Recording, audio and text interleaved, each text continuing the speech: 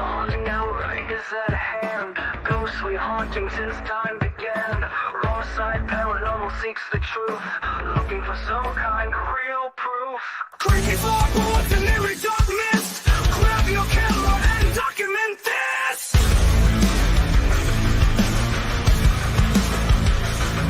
No time to run, no time to hide. We are catching all of this from the raw side.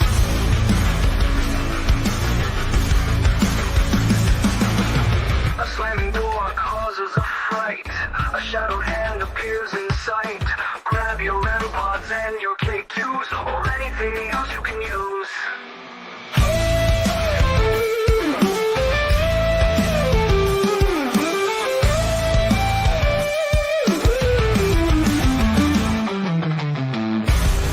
No time to run, no time to hide. We are catching all of this on the wrong side. A slamming door causes a fright. A shadowed hand appears in sight. Grab your REM pods and your K2s, or anything else you can use.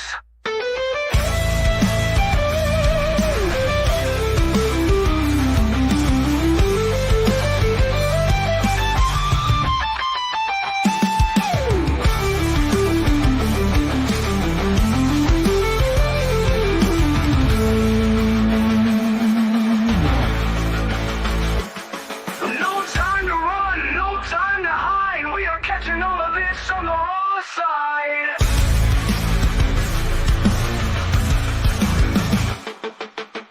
The icy air touches your neck. You feel like screaming, but you stay in check.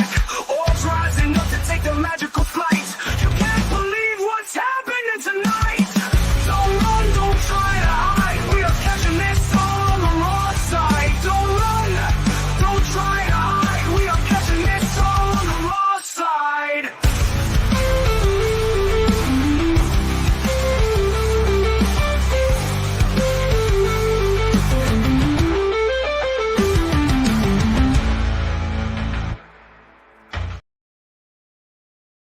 Oh, hello, everybody. Welcome to the Raw Side.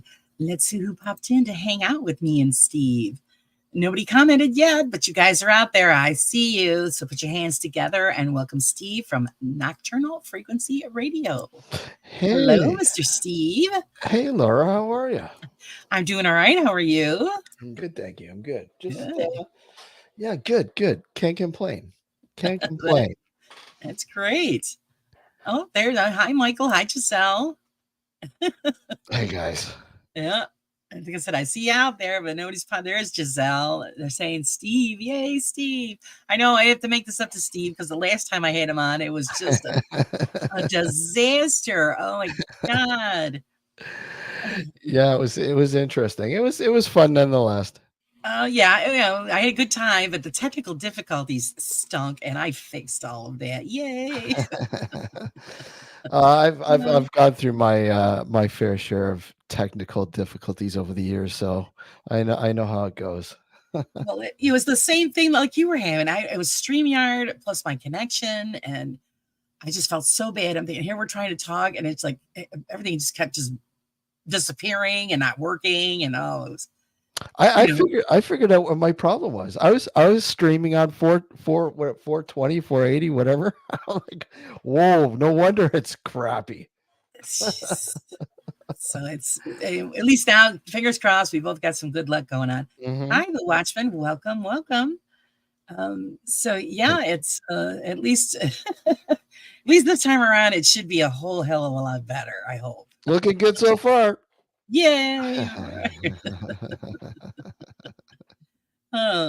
So actually, there's one question I didn't ask you the last time you were on, and of course, I'm going to ask this time because you are going into your 17th season. Yeah, 17th season. Yeah. Did you ever think that when you started this, that you would get this far? You know, when I started the show, I had been doing I'd been co-producing other shows back in the day, and I was pretty much in charge of just bringing in guests from various areas, you know, the paranormal and film actors and stuff like that. But whatever. I really wanted to do my own show. I really wanted to host my own show, and got things together. And literally, it was simply based on. Uh, I was kind of looking for a one show that I really enjoyed at the time. Was like a kind of a grassroots podcast called Ghostly Talk, and they literally would just do, it wasn't a live broadcast, but literally what it was, they would cover the investigation that they went out and did and just talked about it. And I thought, hey, that's pretty cool. I mean, you don't really see, or at that time, and we're talking like the early 2000s. I mean, you really Right. you really didn't see that. Right. And I'm like, I'd love to do that. So the group that I had formed before that, Southern Ontario Paranormal Society, um, I literally just felt, okay, well, let's do a radio show based on the group. And that's how it turned out. I mean, in the beginning, it was just simply our experiences with what we were investigating, whatever we captured, the experiences we had, blah blah blah. And then, it just kind of, it didn't fall apart, but it changed, it morphed. And I really wanted to cover more. I wanted to cover other people. I wanted to bring in other people into the fold, and see what they were doing, and sort of, you know just like see what the community was like, and people that were really involved in the paranormal, so on and so on. And we're talking about, the investigative side. We're talking about the research side. They're talking about the people who wrote about it, the scientific sort of, I mean, where was science on all this? I mean, we wanted to know what science was talking about this, how they were dealing with this. Right. And literally, it's like, okay. And then Alex came on. He came on to co-host, and it just took off. And we're like, hey, this is great.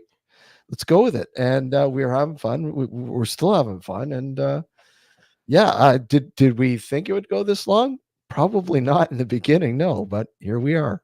And it's going strong. Yeah, Fantastic. yeah, yeah. Because it's funny how people just fall into something, think, oh, what the hell? Let's just do this and fly by the seat of our pants and see what Hmm. happens. And Hmm. yeah, you're just now into the 17th season, and that's Hmm. just great. Yep, yep.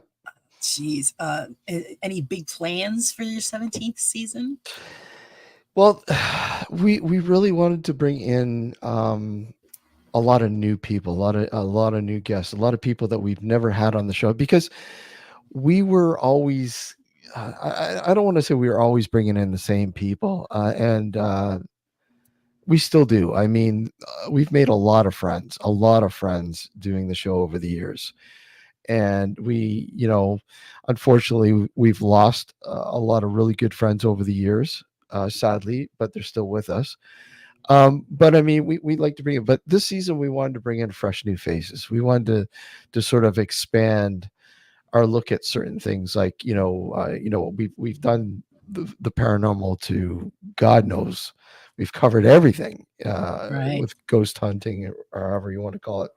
But we wanted to sort of, I guess, expand it into like ufology and crypto. I mean, we've done shows on these topics, but we've never really done it in great length. And I think we would really want to do more of that as well.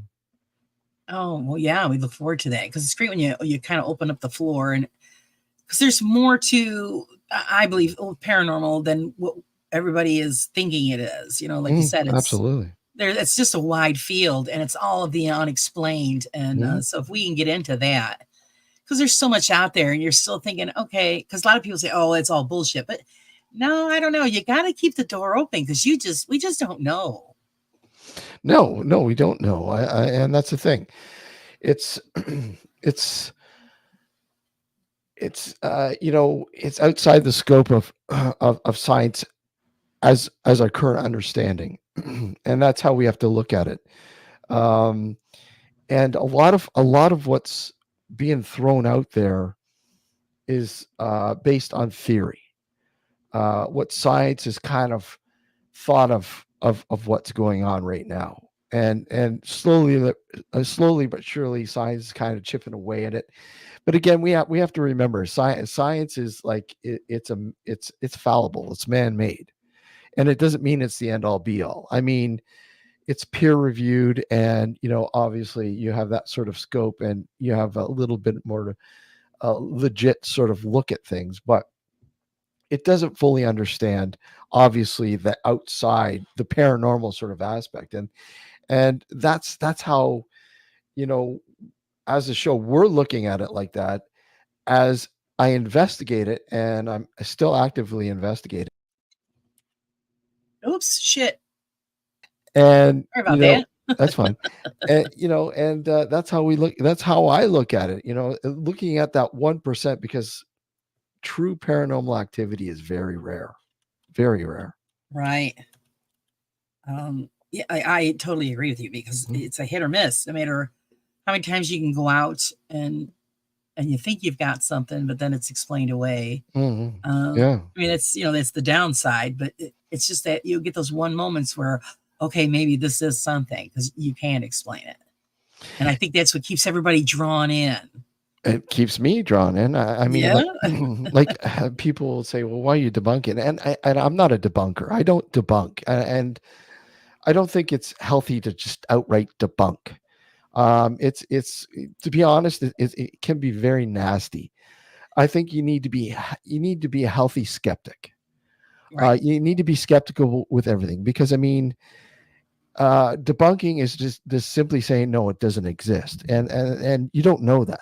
Just like you don't know that there is actually a paranormal. I mean, it goes both ways.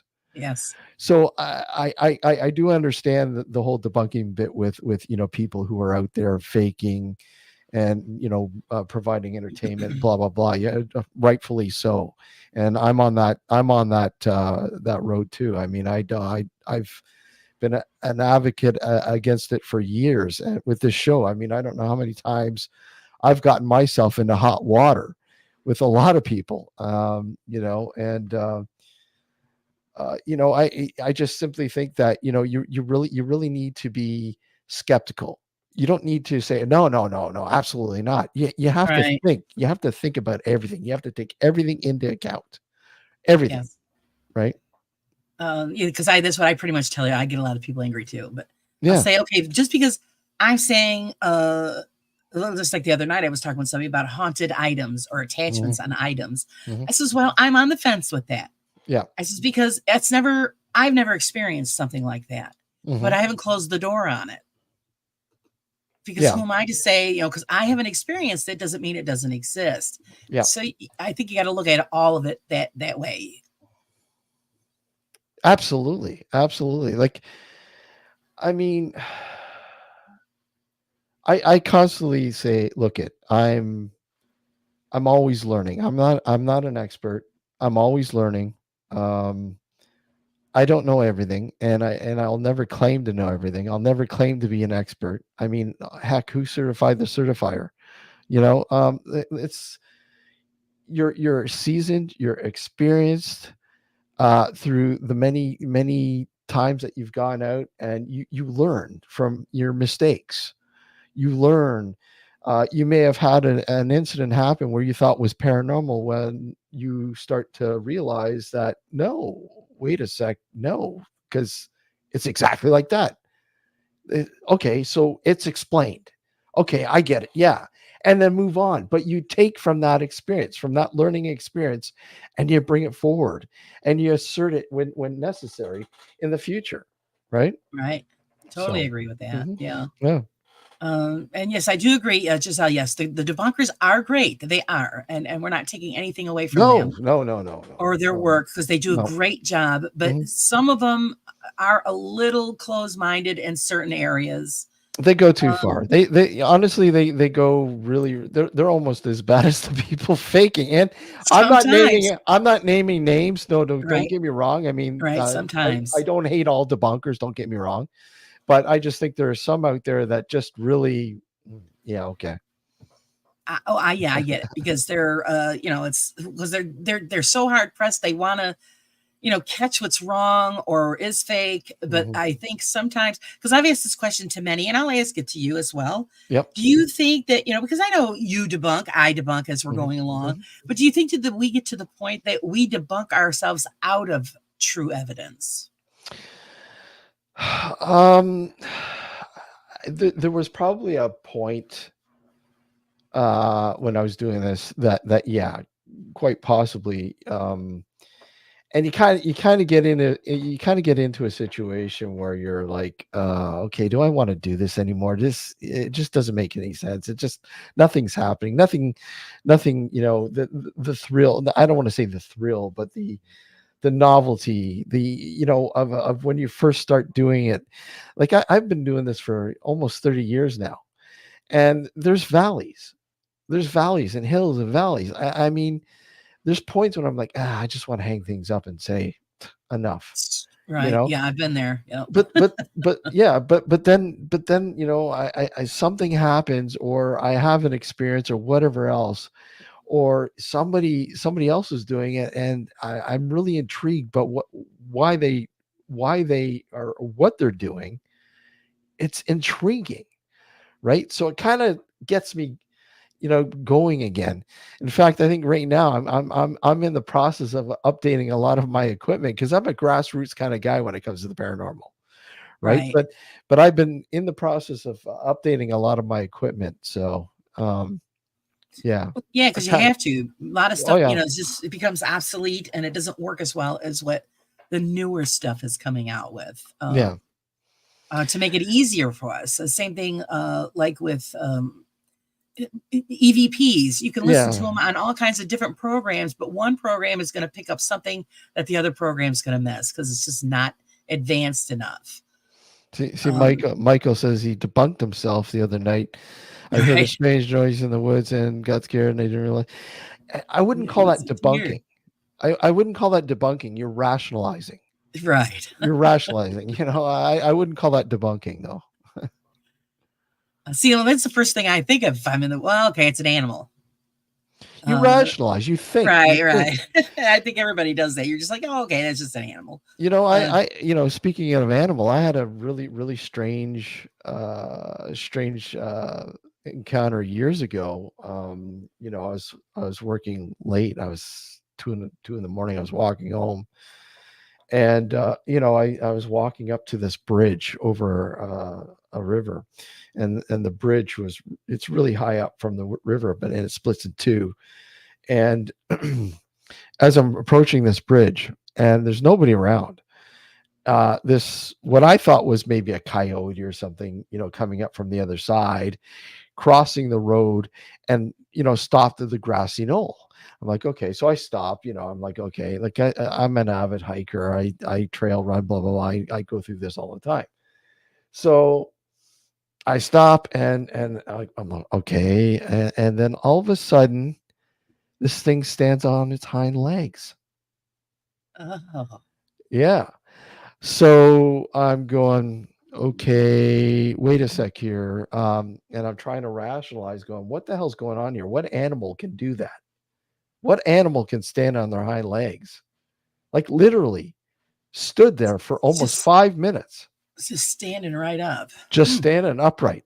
And then all of a sudden, after 5 to 7 minutes, dropped down, crossed the road in front of me, and then went back down under the bridge. A bear. No, there's no bear in this area. And it was thin. It may be a mangy bear, but it wasn't a bear. There's no bear in this area at all. None. And that's the thing. Maybe That a was my first thought, bear. raccoon. No, raccoon. This thing was probably about 5.5 feet. Oh, good lord. Yeah. So I was thinking, okay, maybe a coyote, but a coyote can't do that for that long. Not that So long. I don't know. Interesting. But my first thought was it was a bear, but no, there was no bear. I talked to so many people. I talked to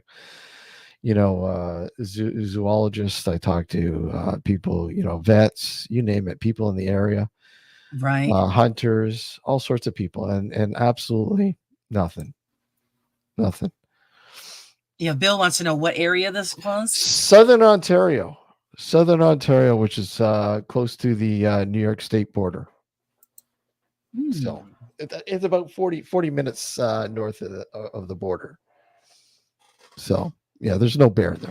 Right. Absolutely none. Michael, deer do stand on their hind legs, but they can't do it for long. No, they can't do it for long. And if it was a deer, I would have noticed that.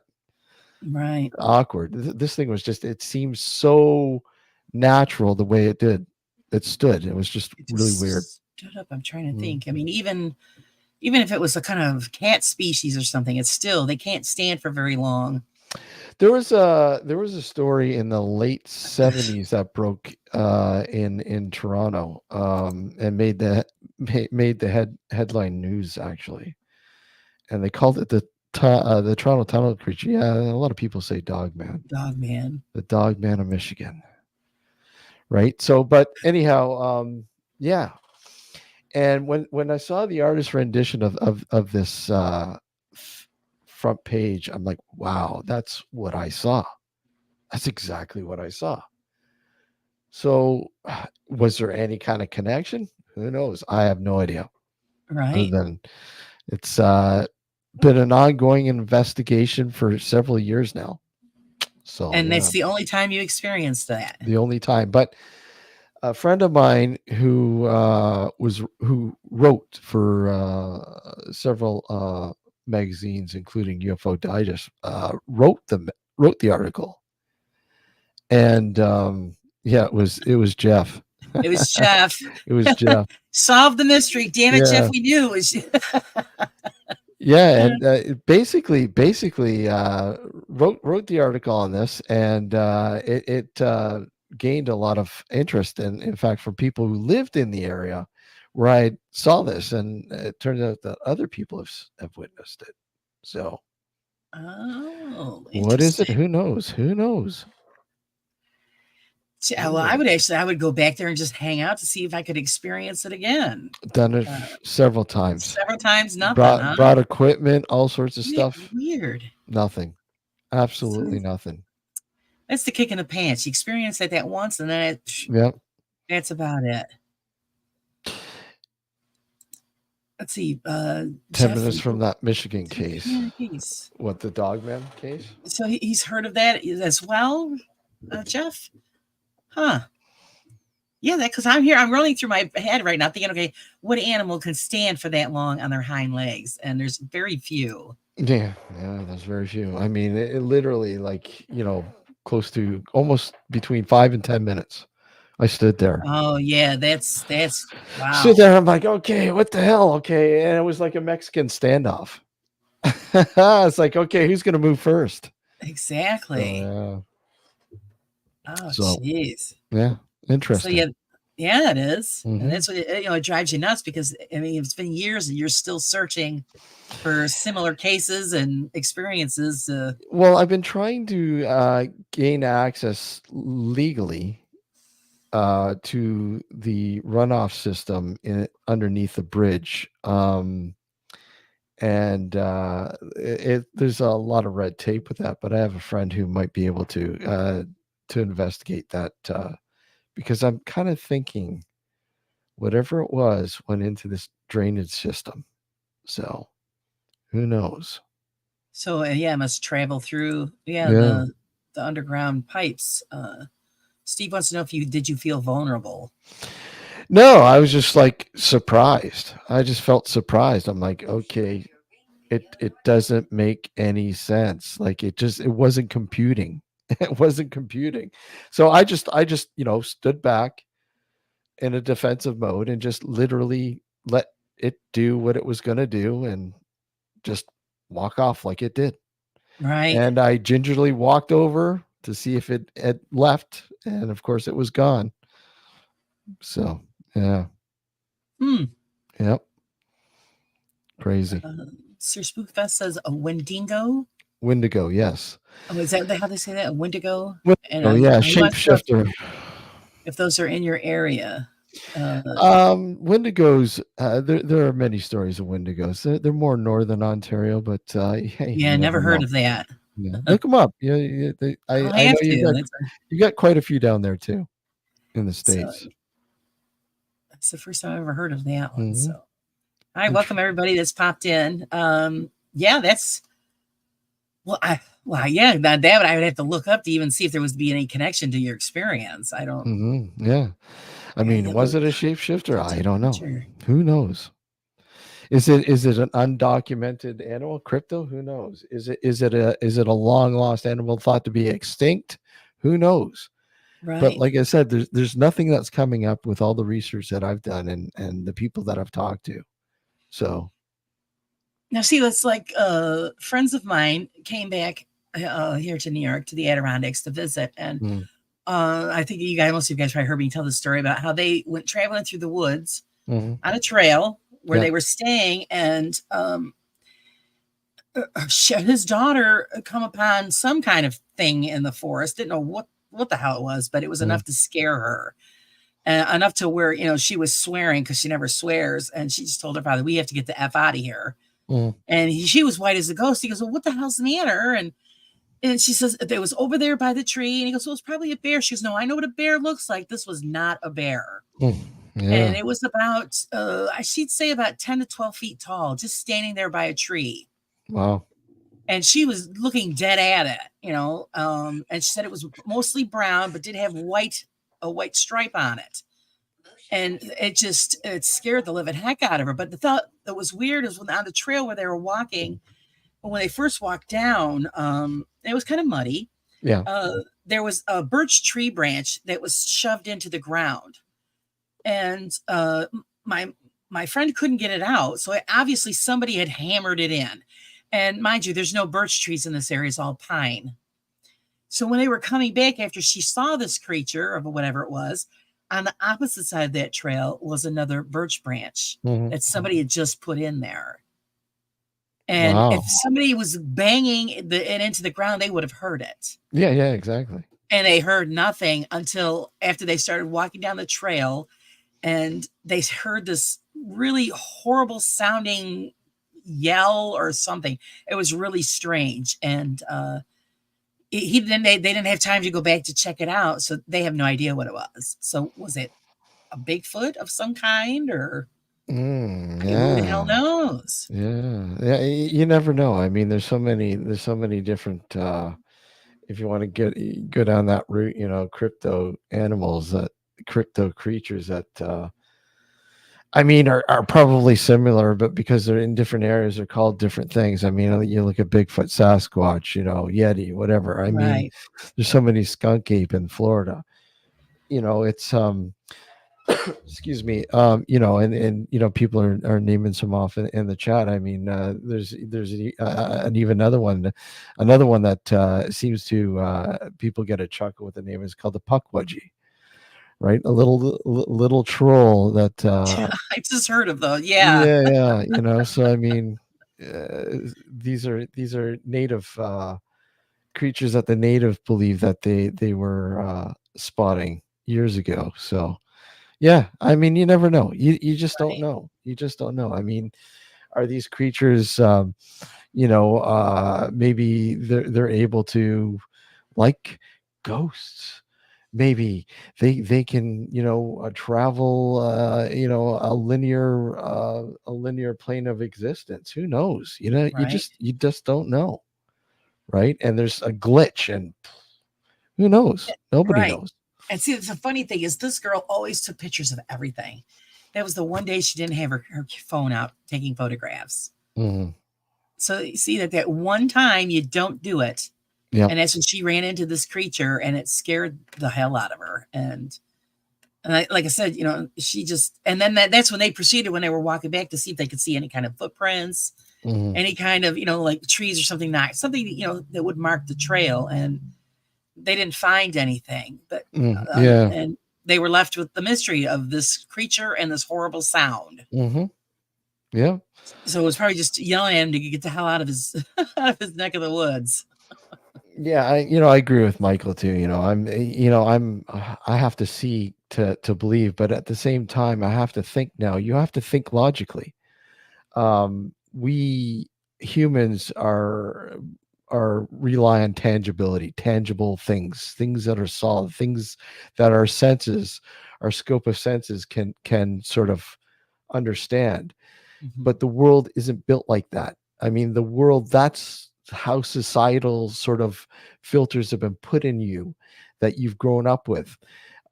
You got to think. I mean, there's more to this than the physical sort of aspect of life. I mean, there is a non-physical sort of plane of existence that we all live in as well, called the metaphysical world. And a lot of what's happening in the paranormal is easily explained through the metaphysical. And if people would look into that a little bit more, you'd be surprised. You really would. You really would. It's Ken's birthday. Well, happy birthday, Ken. Happy birthday, Ken. He's spending his birthday with us. We feel so honored. Uh, Michael says that I believe it was their world first and we just took it over. you never know. You never know. I mean, there's a lot of people that believe that there were several intelligent civilizations on this earth. Oh, But yeah. I mean, there's all sorts of theories, all sorts of things, and in some cases, some sort of evidence that we can't explain that makes you think, okay, what really did happen? Is history as we're being told? We don't know. We just don't know. No, because as further as they go on, I notice I watch a lot of that stuff online and a Yeah. lot of documentaries. And the further they dig, the more they find, they see that the stories are changing Hmm. and we're not as smart as we think we are. No. And the people in the past aren't as primitive as we thought they were. Yeah. Elmer, go back. Yeah. Gnomes. Yeah. Again, trolls and gnomes are another thing that people all over the world swear they've witnessed. I mean, are they real? Who knows? The only Who one I knows? have is in my garden, Yeah. I and mean, he hasn't moved since I put him there. So, yeah, exactly, Steve. The Earth's been here for millions of years. yes, So I mean, we've only been here in a blink of an eye. So pretty much, yeah, blink of an pretty eye. much. What has happened? We just don't know. We don't know. Yeah, everything is always just still a mystery. And Absolutely. And I think that's how you have to sort of kind of look at the paranormal as well. I mean, when you're investigating and researching the paranormal, because a lot of it is theory based, the outline is, and here in the Western world, especially here in the Western world, it's religiously influenced.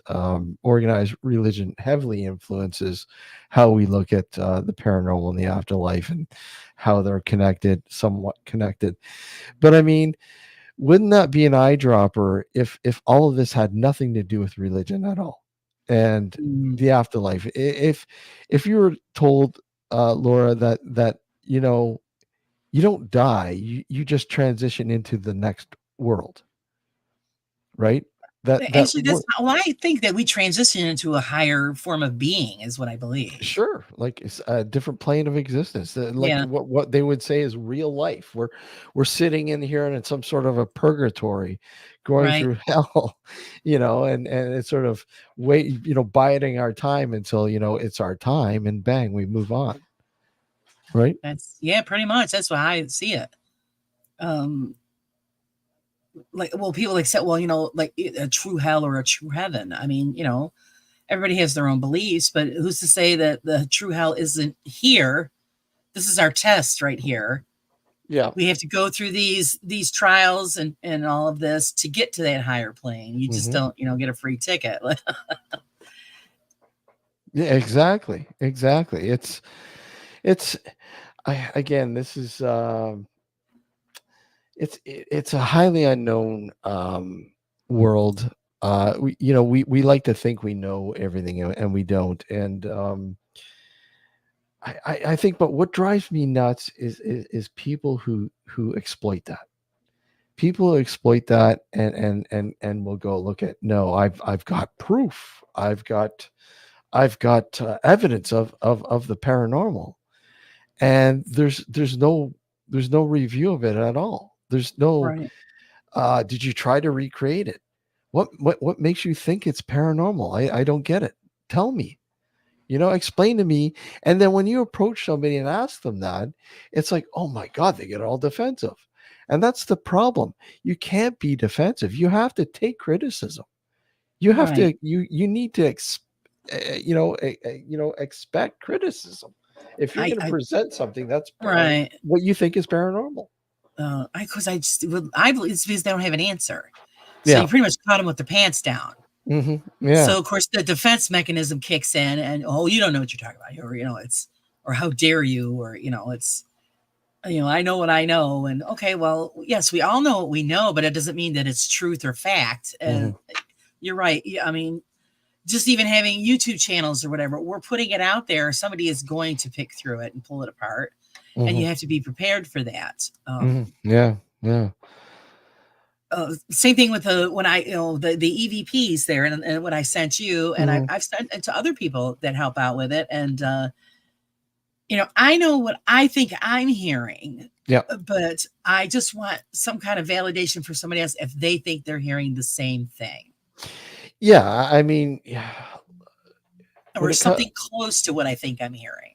when it comes to EVP review, reviewing something that's quite possibly an EVP, the process I do with the group, is if you got something, send it send it to me, what you think. All right. And then, send it to the guys. But each one of them, I want you to send me individually what you think is being said or what you're hearing or whatever else. I don't want you guys sharing anything. I don't want you contaminating each other's thoughts. I want you to tell me outright what you think you're hearing or what you're hearing. Right. Right, And then compare it, right? And then from there you're going, okay, well, consensus said, look at it's saying this. Okay, well then, okay, let's take it a step further. Let's present it outside to somebody that people that I deal with, that hey, what are your thoughts on this? What do you think it is? What's and see what they're saying, and then right, present it to everybody. What are your thoughts? Let me know what right, you think. Let me know what you think. Let me know. I want to hear what you think it's saying, or what you're hearing, or whatever else, right? May it be a noise or whatever, right. right?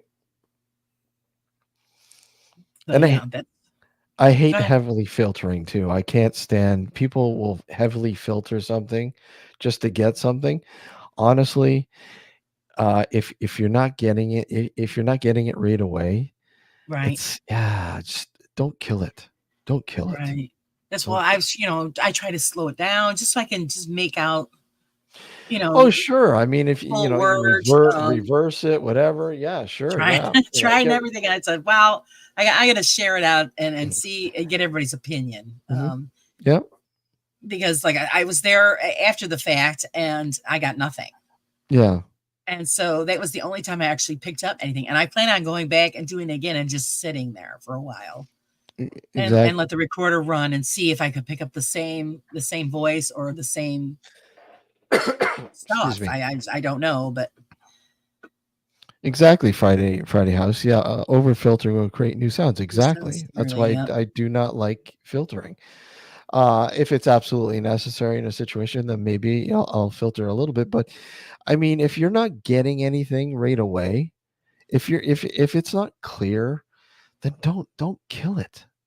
Don't kill it. I mean, so many people like over filter to the point. It's like, what am I hearing? It just and and Right. then and by that time, it doesn't matter. You force fed people this Frankenstein audio, and they're, oh yeah, I hear it. Yeah, you hear this. It's like seeing a face in a window. Oh yeah, I see that face. Oh yeah, what do you see? I see a face. And then everybody jumps on board. Oh, I see it. And there's nothing Right. there. There's nothing there. Right. Yeah, because I've Nothing. done that with photographs. I'll Yeah. post it'll say, okay, tell me what you see. Yeah. That's all Yeah. I say. Yeah. Exactly.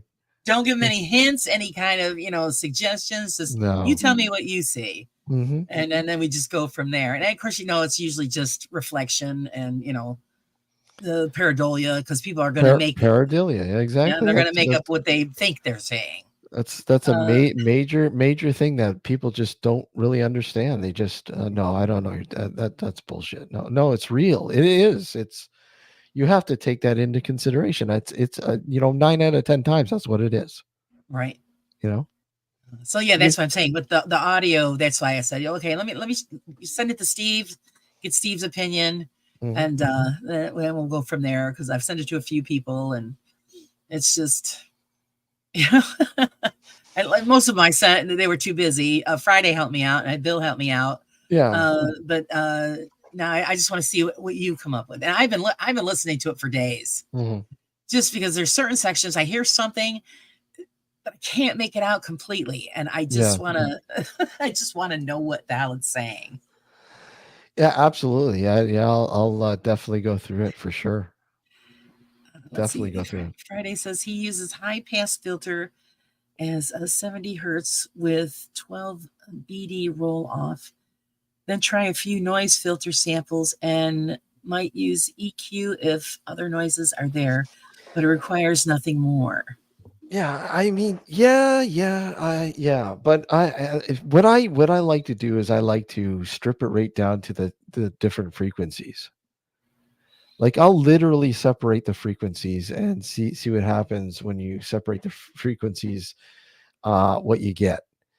Um, and if one frequency is muddling the other, you take that frequency out, and it just I don't know the different levels. I think that's uh the most important thing is analyzing each thing individually. So uh Right. See, like Jeff says, he plays the original first and then he tweaks the version. yeah, Yeah, because see, that's what I would like to be able to do is just hear original but enhanced so you can make out the words better.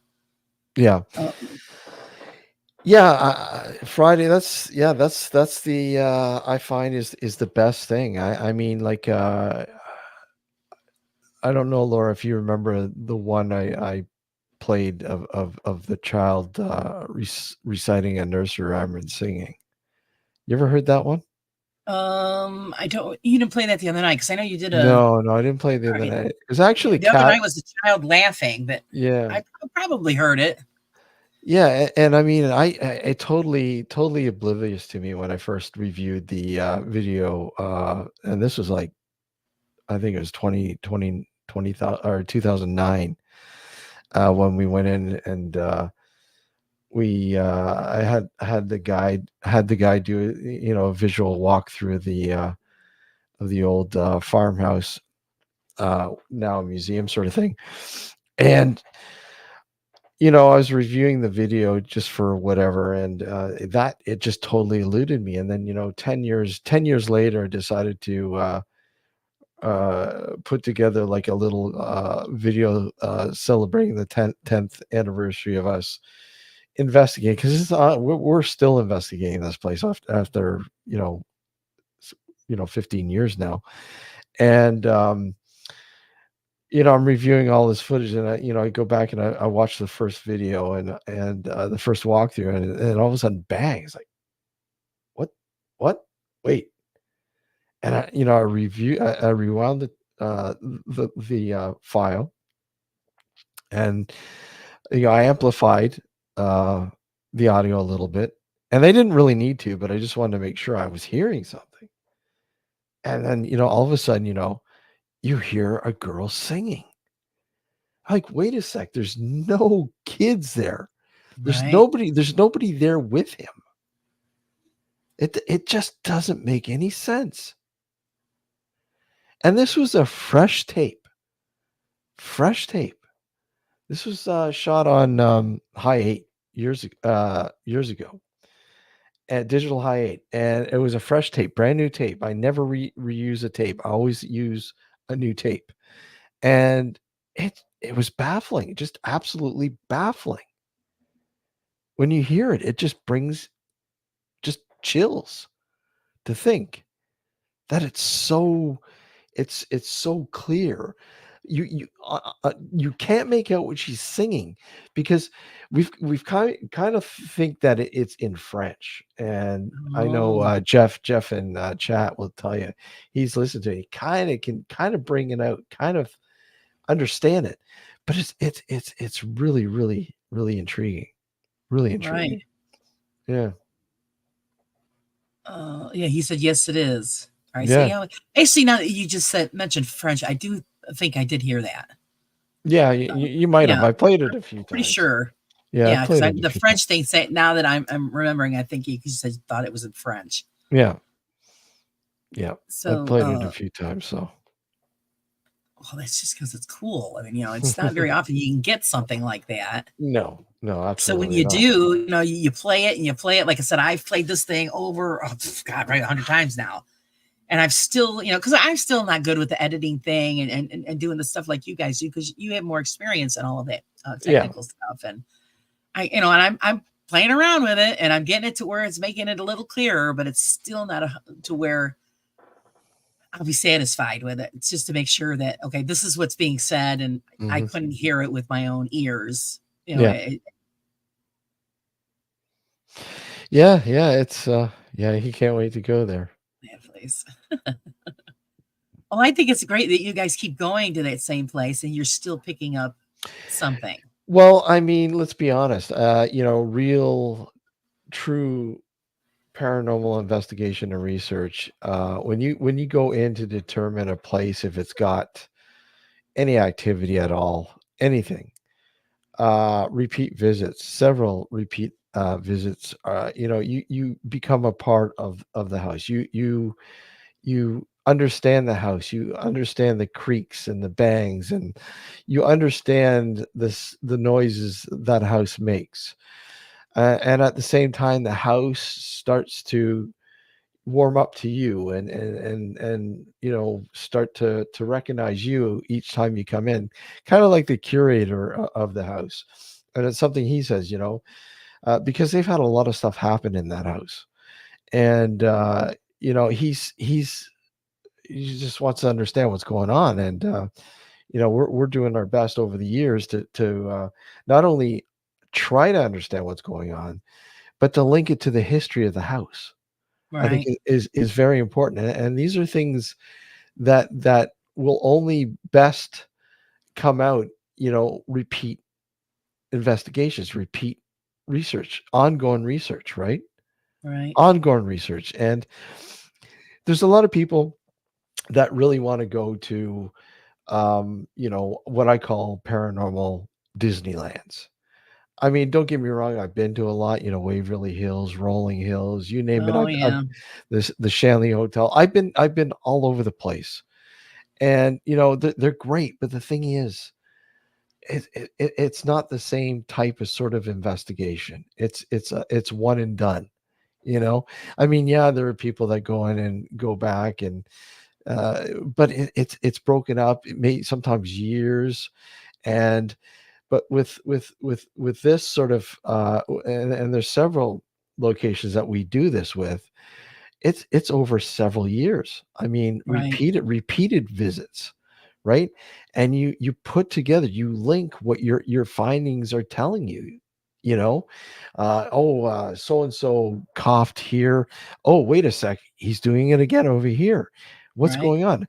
This door, like we have this banging, like this bang, this door bang that kind of seems to be some sort of a phenomenon in the house, and we can't figure out what it is. It's like a door slamming, and we've tried to recreate it over and over and over again. No matter what, we can't figure it out. We can't. But it's every time you listen to the audio taken, you hear it somewhere within the audio at some point in our time there. Right. Hmm. Well, see, that's like I said, I do agree. You have to go back several times. You just Yeah, can't do it one and done. yeah, Because and I believe that because the houses and whatever's going on there is becoming comfortable with you being there. yeah, So it absolutely. kind of lets his guard down and does Hmm. its thing while you're Hmm. there. Yep. So the more you go, the better it is. So I mean, if yeah, if you have the opportunity, run with it. I mean, soak it in as much as you can because you know you'll thank yourself later on because there have been so many golden moments in this place that you know it never grows tiresome, never. Right. Nope. That's great. Hmm.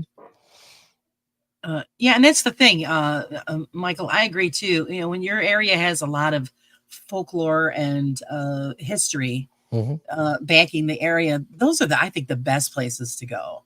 Yeah. I rather watch that, you know, and that's always trying to find people. I wish that a lot of the YouTubers, who are very serious about this, Hmm. go and do places that aren't so famous, and it's just that's why I love watching because you go to this is the farmhouse and this is this and Hmm. nobody's seen that because we don't live there, but now we're going to experience it because you've taken the time to dedicate investigations to this specific place.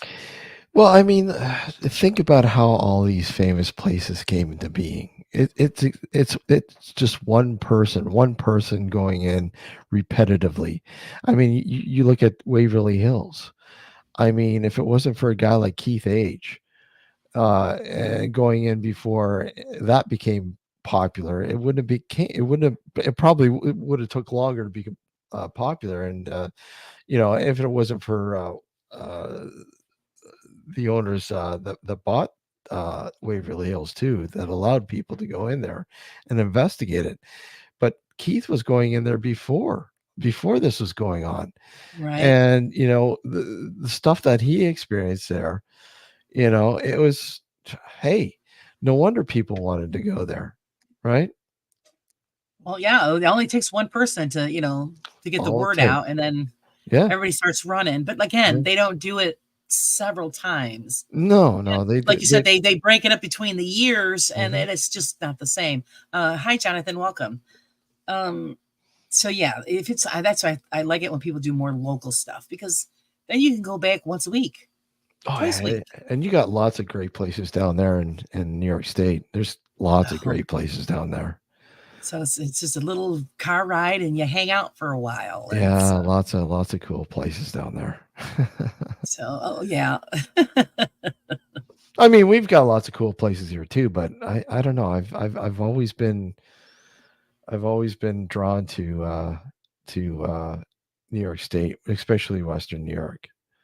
You know, it just there's so many cool places down there. So Just a lot of history. We have a lot lot of a history. lot of history, and you know what? A lot of that history is retained. It's not dozed down. It's not destroyed. A lot of people will do what they can to to save it, to restore it, and it's really cool. Here, a lot of cool places, a lot of places just lay by the wayside and just eventually are demoed and gone. Oh, that's Right. a shame. It is, and it's unfortunate. I mean, yeah, we do have a lot of historical places here still. Yeah, great, huge, but they're hard to get into because it's a different landscape here than it is down there. Now we have a hard time in getting in certain places too. There's a couple of buildings I want to get into here, and they do Halloween tours, but Mhm. that's about it. When Well, you ask to do a personal and private they go no. and It's and I think a lot of that has to do with the past. These other groups that have gone in there and have ruined right. it for other people, right? Well, most of one of them is it's a historical building. Mhm. It used to be an original hospital, Yeah, one of the first hospitals in this area, yeah, and it's in beautiful condition. yeah, But they only open it up for Halloween time, and otherwise it's fenced off, and they won't let you in. yeah. Hi, Wayne, welcome. And there's another place. It was a state hospital, Mhm. um, a mental hospital, but I heard they're going to be opening that up again. That's what's flying through the grapevine. So I'm waiting to see if they're going to allow people to go in there because that one I'd love to go into. It's a huge building. Well, I know there was also one that was a part of a Netflix series too, I believe, and it's somewhere down your way. I can't remember exactly where, and it used to be a part of a what they call the cult school system, and a lot of the kids were abused in this system, and a lot. I think a couple of them died. Oh, Yeah, in the system, and yeah, I agree. Friday, I have to agree. It's true. Disrespectful ghost hunters looking for a thrill. Yeah, and yep, that's the problem. yep, Over the years, it's a constant thing, and it's unfortunate. And that's what I mean. When you like, I hate to say it, but I mean, look at this field isn't regulated. It's not regulated. People, it's exploited. It's like the Wild West, yeah. right? Yeah, exactly right. That's a great You know, description of it. Yeah, yeah, it's like the Wild West. People can do whatever the hell they want to do, and they reap no consequences for it. And honestly, I think people who get involved with investigating the paranormal, be serious about it. Seriously, be serious about it. Let your work speak for yourself, and people will come forward. right. And people respect that. Hi, You know, Tanya. people Yeah, yeah, respect they do. they respect that. They obviously they're going to get the impression, oh, you're not one of these YouTubers that do this, or you're not one of Right. these guys that do that. And I don't. I look at. I'm really good friends with somebody who's been doing this for 40 years. 40 years. He's a well respected investigator, and he's written several books. And he's never, like, up until recently, you had to contact him through reference, right? Or he would get in contact with you if somebody Right. referred them to him or whatever. Didn't you have him on the program? Yes, yeah, yeah, Yes, I seen that. Okay, yeah. yeah. You know, Because everybody was teasing him. He goes, "No, I don't do any of this stuff." So, yeah. So, but I mean, he's done some high level, like, locations and so on and so on, like, and his stuff. He very rarely will share his findings. If you're good friends with him, he'll share something with you. But I mean, it's not like he puts it out there and says, "Hey, it's his process is just something else, though."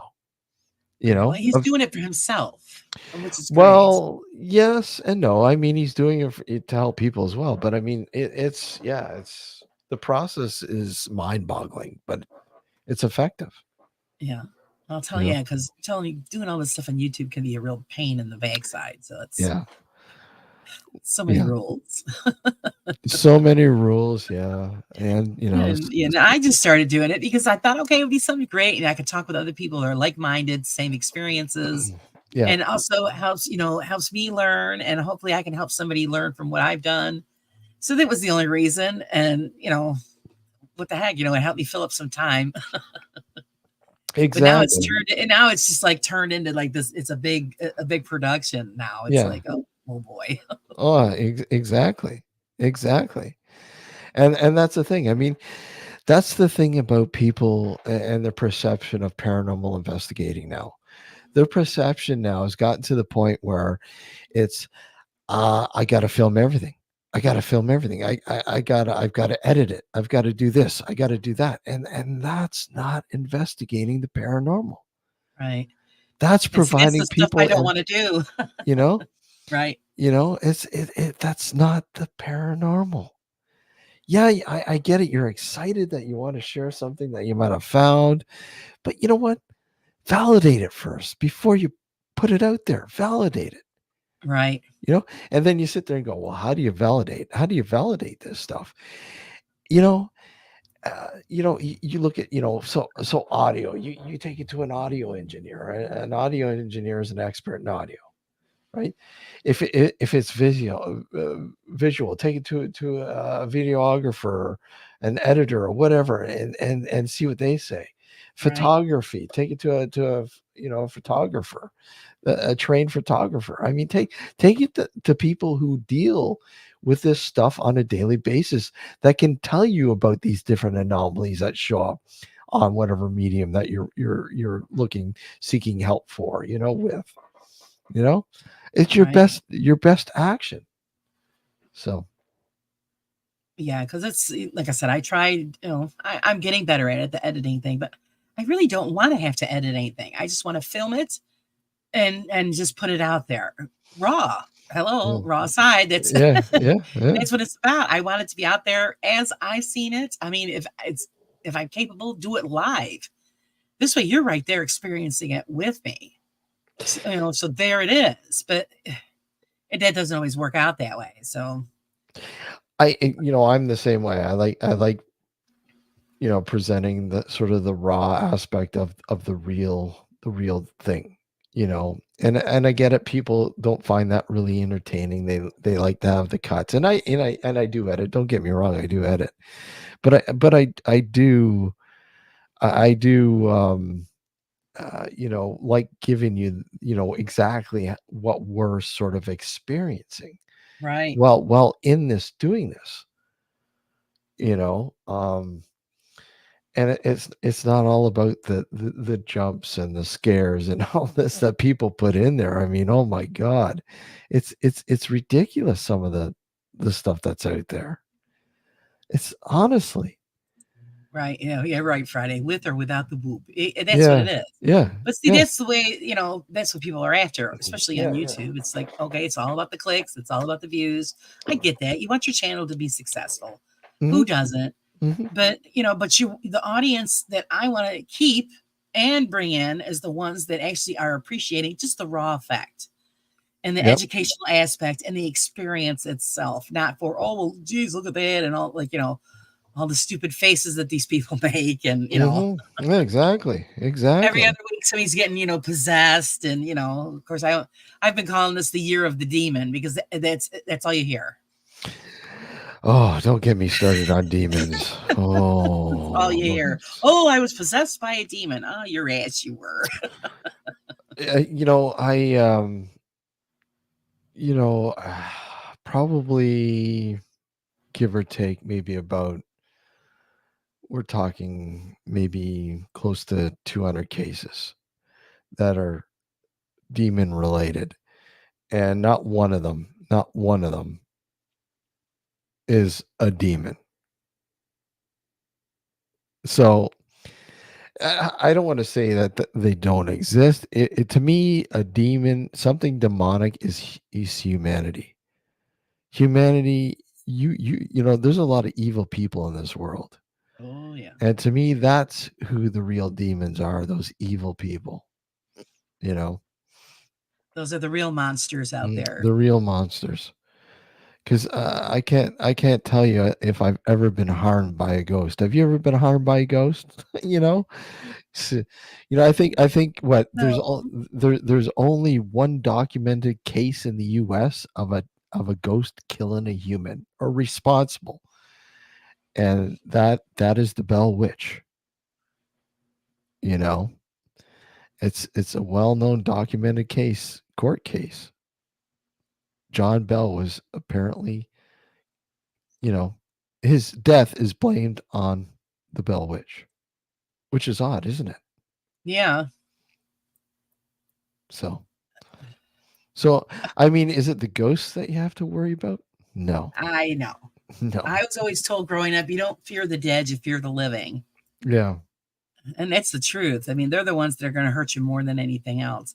I mean, some people that you have been touched. If I've had my hair pulled, or Mm. not really pulled, but you feel that little tug, like somebody's grabbed it and just tugged on it a little. But Hmm. as far as any kind of harm, no, not whatsoever. I mean, I've had some weird stuff. Again, going back to that farmhouse that I was telling you about. I was sitting there, talking, doing an EVP session by myself in the front parlor room, in the dark, and just sort of getting a vibe for the place. And I'm as psychic dumb as they come. I just felt like there was overwhelming feeling that there are children present. So I just started asking questions geared towards the children. And back then, children weren't allowed in the parlor room. It was off limits. It was adults only. Right. So, hey, you guys playing hide and go seek. Why are you in here? If you're caught, you're going to get in trouble, or what are you guys playing games? So on and so on. Hey, Terry, how are you? Good to see you.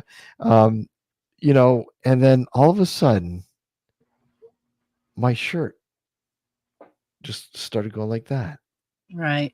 being tugged like that. And I'm like, whoa, okay. That's What the cool. hell? There's nobody in there. Wait, nobody Right. here with me. Okay, guys, check the cameras. Check the cameras. You're checking to see if you're getting caught on something. Yeah, There yeah, you yeah. Nothing, no, nothing. And then all of a sudden, just the only thing that kind of, yeah, Haitian demons. go. uh, Hide your pets. yeah. But, the only thing that we were able to get out of that sort of session was an EVP of what sounded like a person who didn't have enough strength to form words. They were trying to say something. It was kind of like, oh, mumbling, sort of didn't Right. like they were drained or sick or something and had no energy. And it was really weird. Just really weird. So yeah. Well, did it sound? How did it sound to you? Like you said, like a drained, but did it sound like they were? It was like a muffled sound or underwater type of a sound or Just like a clear voice, but not formulating words. Just like words. just like maybe you're visiting somebody who's really sick in the hospital, or they're in bed and they got a massive fever, and they're just like mumbling in their sleep, sort of thing. Okay. That's what, it can't really talk. They don't have the energy.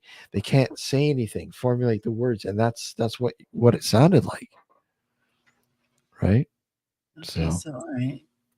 Because that's what I'm trying to figure out with what I sent you is why is it sounding the way it sounds dark, but I just there could be many reasons why it could sound well, like that's what I was asking you. Give me a little bit about what was there with you, what kind of environment you're with or in, right? So I can sort of right, place myself in there to kind of understand what you're referring to and why it sounds the way it does, right, right? Through experience with things that I've been, I don't do cemeteries quite often, but I will do an old pioneer cemetery.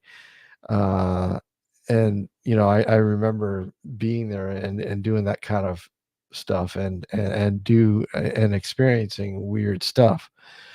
Um, but yeah, really weird stuff. I'm like what we would consider ghost chatter. right, You beat that, and this thing was in the middle of nowhere, a small little, and it was abandoned.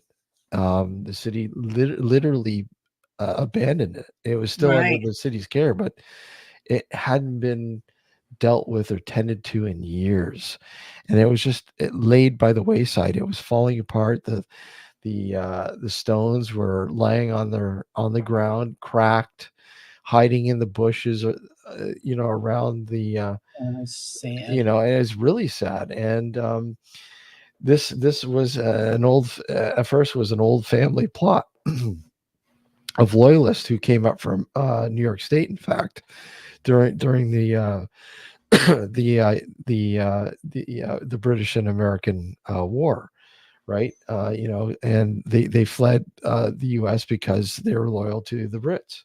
So they were literally going to be kicked out anyways. But anyways, Right. um, this family settled there, and they had like a family plot that grew as the community around them grew. More and more families came, and they used that plot.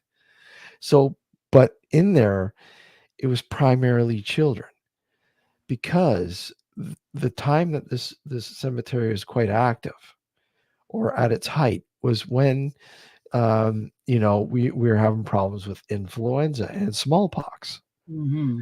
And people know they killed children front, left, and center because they had nothing to help them. Right. And a lot of the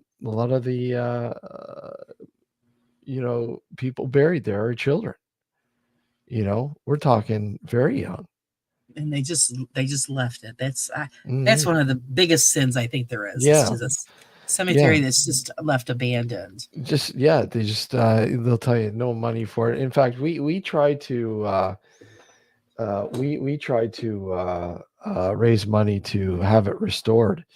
We had a conference in the whole 9 yards with a whole bunch of guest speakers, blah blah blah.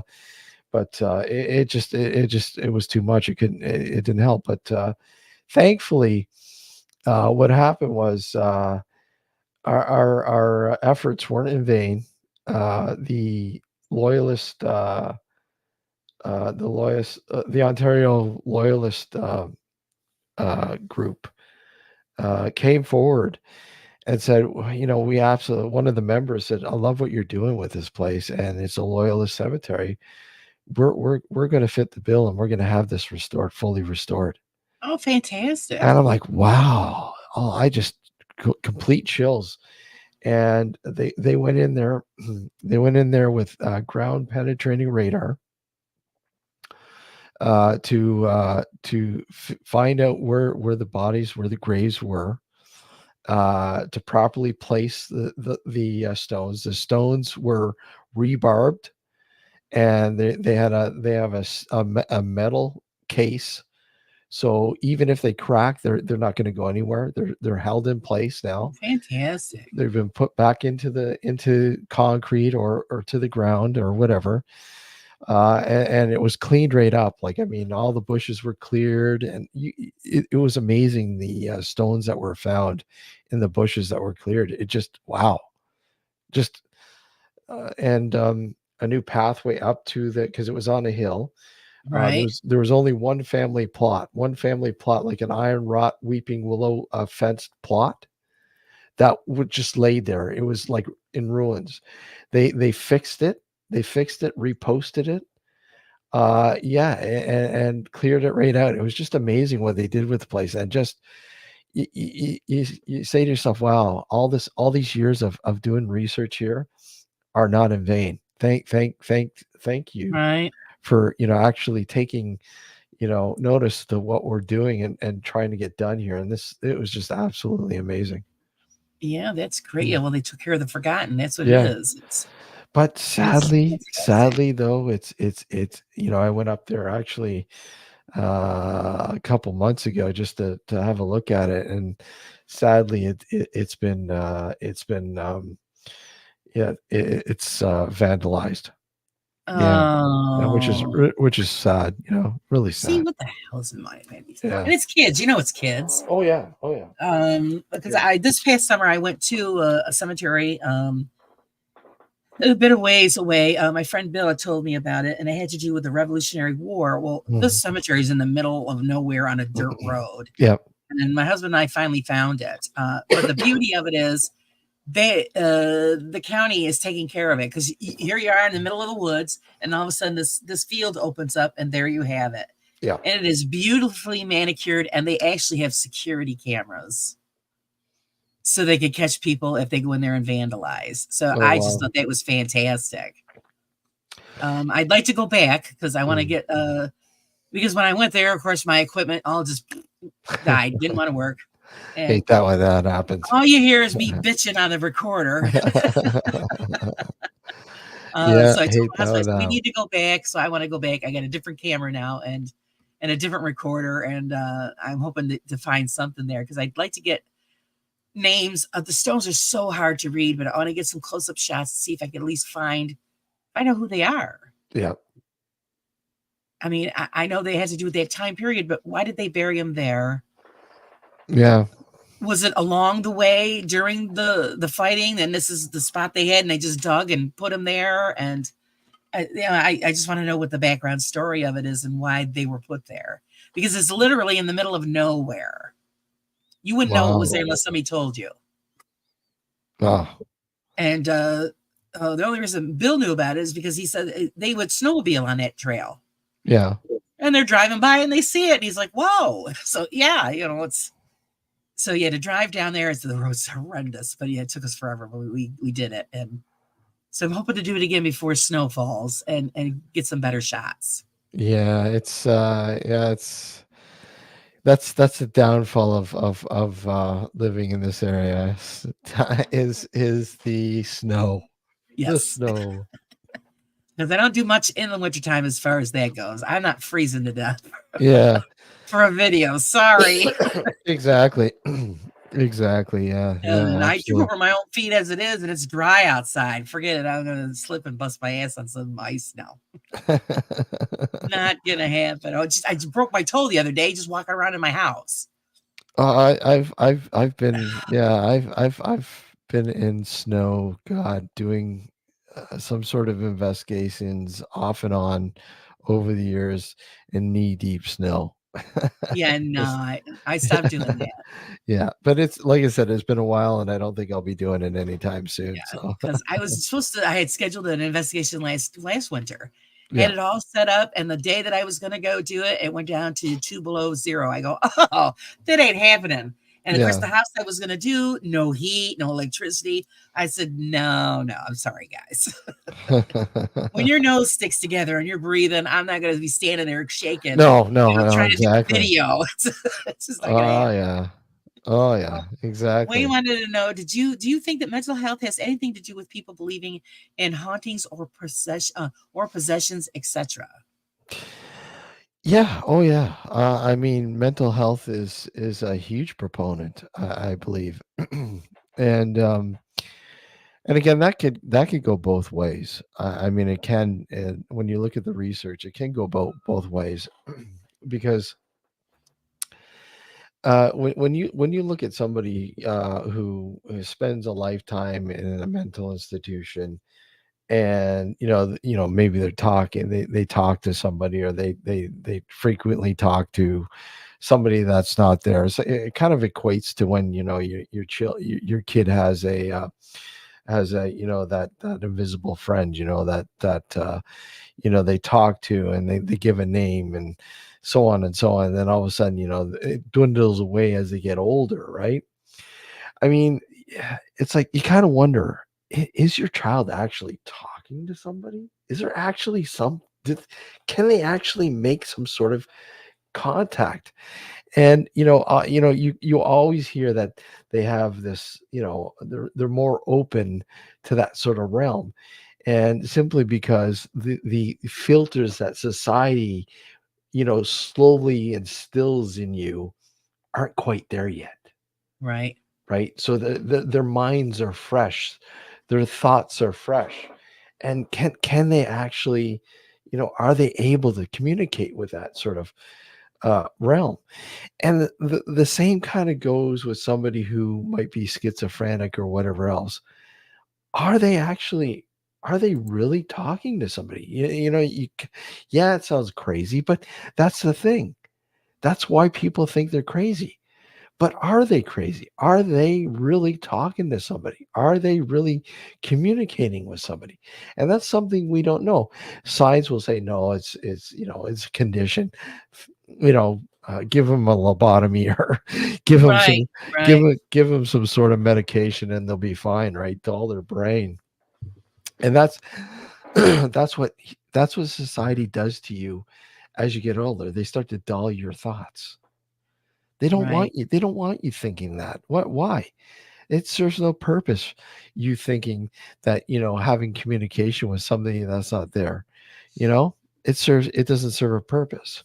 Like looking into the paranormal. Why?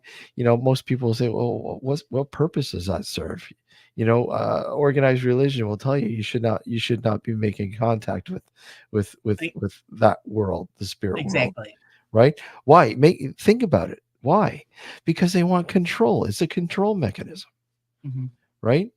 And if you do make contact, you're going to go to hell. you know, Well, not just that, they always say, well, it's because it's something evil or dark. It's it's not what you evil or think. dark. Is it evil? Is it because they'll give us an answer? They'll give us some sort of answer to the question that we're asking that you're not giving us. Good You know, question. There's, and that's the thing. That's the thing. I mean, it makes you wonder. It really does. And again, that's how I look at the paranormal. I look outside that box. I mean, you have to look outside that box. Yeah. You have to think outside the box, because otherwise you're not going to get anywhere by thinking. I mean, we've gotten to where we've gotten, and it's stagnant now because many of us are still within that sort of box, and are afraid to venture outside it, right? Well, because I you're know. also trained not to. So that's you have that fear of persecution because you are stepping outside the box. Yeah, absolutely. Because yeah, because then you're going to be shunned by your community because look what he's doing.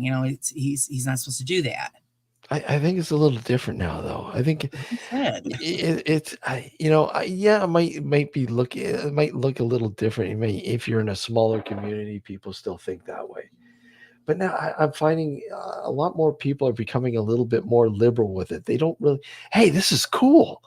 That is cool. What? You ghost hunt? What? You're a paranormal investigator? No way. You know? And it's I'm always intrigued when a school contacts me or a teacher contacts me and says, "Hey, did you want to come in and give my students a talk about investigating the paranormal?" Oh, Right. sure, absolutely. And I can't tell you how many times I've gone into schools and talked to these kids. In fact, next week I'm going to a cultural thing in a town not too far, and we're giving a paranormal educational sort of thing No fun. for people. So, I mean, people are really intrigued with it now. Sure. I mean, the questions there. I mean, it's a question that's always going to be on everybody's mind because we don't know the answer, and that's what happens to me after I die. What happens to me when I die, when my time comes? And that that's a question where they seek solace and comfort by asking somebody who investigates the paranormal, thinking that, okay, well, maybe he has answers as to what happens on the other side, if you will. Right. So, yeah. Hi, Michael. Hi, Um, hi, Michael. yeah, he says someone with delusions of persecution, whether they're schizophrenic or bipolar, is experiencing something frightening that could be potentially dangerous. Yes, it can be, Yeah. because I do know somebody that is schizophrenic, and oh, the medication this poor guy's got to take. But he's also mentally handicapped as well. Um, and I do think his is an illness because of what he's told his family, what the voices are saying to him, which is very negative. Mm. Um, Yeah. so, Oh, yeah. yeah, I mean it's not good stuff. So they have to keep that under control. Otherwise, he could end up in prison. Mm. Put it that way. So I think you have to just it's different with each person. I think people who and look into I don't know, I can't think of anything offhand right now, but look into people who research people who spend a lifetime in a mental institution, and what they do and what they say and who they think they're talking to, and the research, there's some really intriguing research going on with just exactly what they think might be going on. And again, this is like, again, you kind of equate it to when you're a kid and hey, um, why is my kid talking to somebody who's not there? Is there Right. something? And obviously, what happens is when most parents are like frightened, obviously, because, oh, wait a sec, my kid's talking to us, you know, imaginary friend. Okay, you tell your doctor. The doctor goes, oh, he'll grow out of it, or she'll grow out of it, and then they don't grow out of it. It continues, and it's okay. Well, maybe we might have to put them on medication. I mean, right there and then, you start putting them on medication. It's I don't know about you, but I think that might make things worse.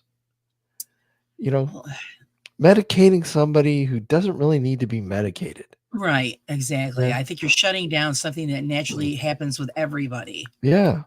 Um, You know? just some, more some children are just more open to it. I think, and like you said, there's no filters. There's no, No. uh, When the filters start, right. When the happening. parents start pumping in what is expected, and this is Yeah. what you do, and this is how you do it, Mhm. then that's when everything starts to shut down.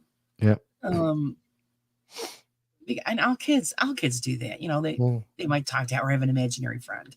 Yeah. My niece had one. I'm thinking, who are we talking to today? That's how I would, address it. I wouldn't say, oh, need to stop that. No, she's playing. Yeah. But there are some people who just Oh, it freaks them out. coddle their kids too much, and yeah, let's put them on medication. Yeah, that's the worst thing. That's worse.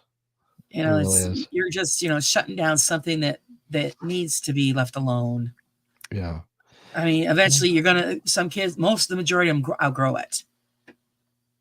Because society has shaped them the way they wanted, so they do shut themselves down. And some are lucky and are still open until the day that comes for their passing. Just reading what Friday. Yeah, exactly. Right. We don't understand. We don't understand fully understand gravity. We don't fully understand frequencies even, and how our bodies interact with frequencies. I mean, yeah, we do understand, but on a full scope spectrum, no, we don't. I mean, it's so amazing how important these frequencies are to our livelihoods, and how detrimental some of them can be too. Like, I mean, you look at EMF detection, and you look at the different frequencies that are harmful to somebody in short doses or long doses, and the different reactions and side effects that people have. But I mean, there are so many great frequencies out there too that people don't understand. So I Well, mean, 'cause I never even thought of it. That's another thing, Steve. Nobody no, thinks of it in that no, way. no, they don't. And again, this is stepping outside your senses, right? It's because you can't see it. It's not tangible. You can't see it. Right. It's like carbon monoxide. It's like germs. We didn't know anything about them, but they're there. They're there. Frequencies are the same thing, and they have a purpose, and people just don't understand or don't even think about the purpose of frequencies. I mean, you look at music. Look at how music makes you feel. I mean, there's a prime example of frequencies and how they're interacting with the brain, you know? Yeah. So Bill wants to know what kind of mic that is. it's my chair. I always forget the name of it. It's a Rode. Sorry, it's a Rode mic. So yeah, I noticed that because I never thought of frequency when I first started doing this, and then my cousin who did paranormal investigations out in Arizona, when he said that he had adjusted his equipment to gauge and catch the different frequencies, because he believes as well that they speak on a different frequency than we do. I wholeheartedly, through my research over the years, I wholeheartedly believe one of the key realms of truly understanding um, communication or contact or whatever else is infrasound. I highly I wholly sorry highly I highly do I do believe that this realm carries a lot of answers that will answer a lot of the questions that we've been asking for years, and I do believe that infrasound carries a residual archive, if you will, a residual archive of us, of people that have come and gone over the years and have documented in us here, talking to each other is creating energy, and that Right. that energy is infinite. it's just going to recycle and play over and over. It's going to loop throughout the universe, if you will. And infrasound, I do believe, is a doorway into being able to, or having communication with residual sort of archival uh, evidence, if you will. I really do believe that is the realm that we really need to do more research to fully understand what's happening. Right. Well, because that's one of our problems is that we, even though we are outside of the box in the field that we're in, Yeah. but we still are kind of have a tunnel vision. Mm-hmm. A lot of people still have the tunnel vision where they're saying, like you said, they're not thinking, okay, different frequencies, more Yep. study on this end of the spectrum. Then, okay, everybody's doing the same thing over and over and over. Mm-hmm. Well, you're not getting anything. So that means you need to change what you're doing. Yep. Yep. Yep. It's, Michael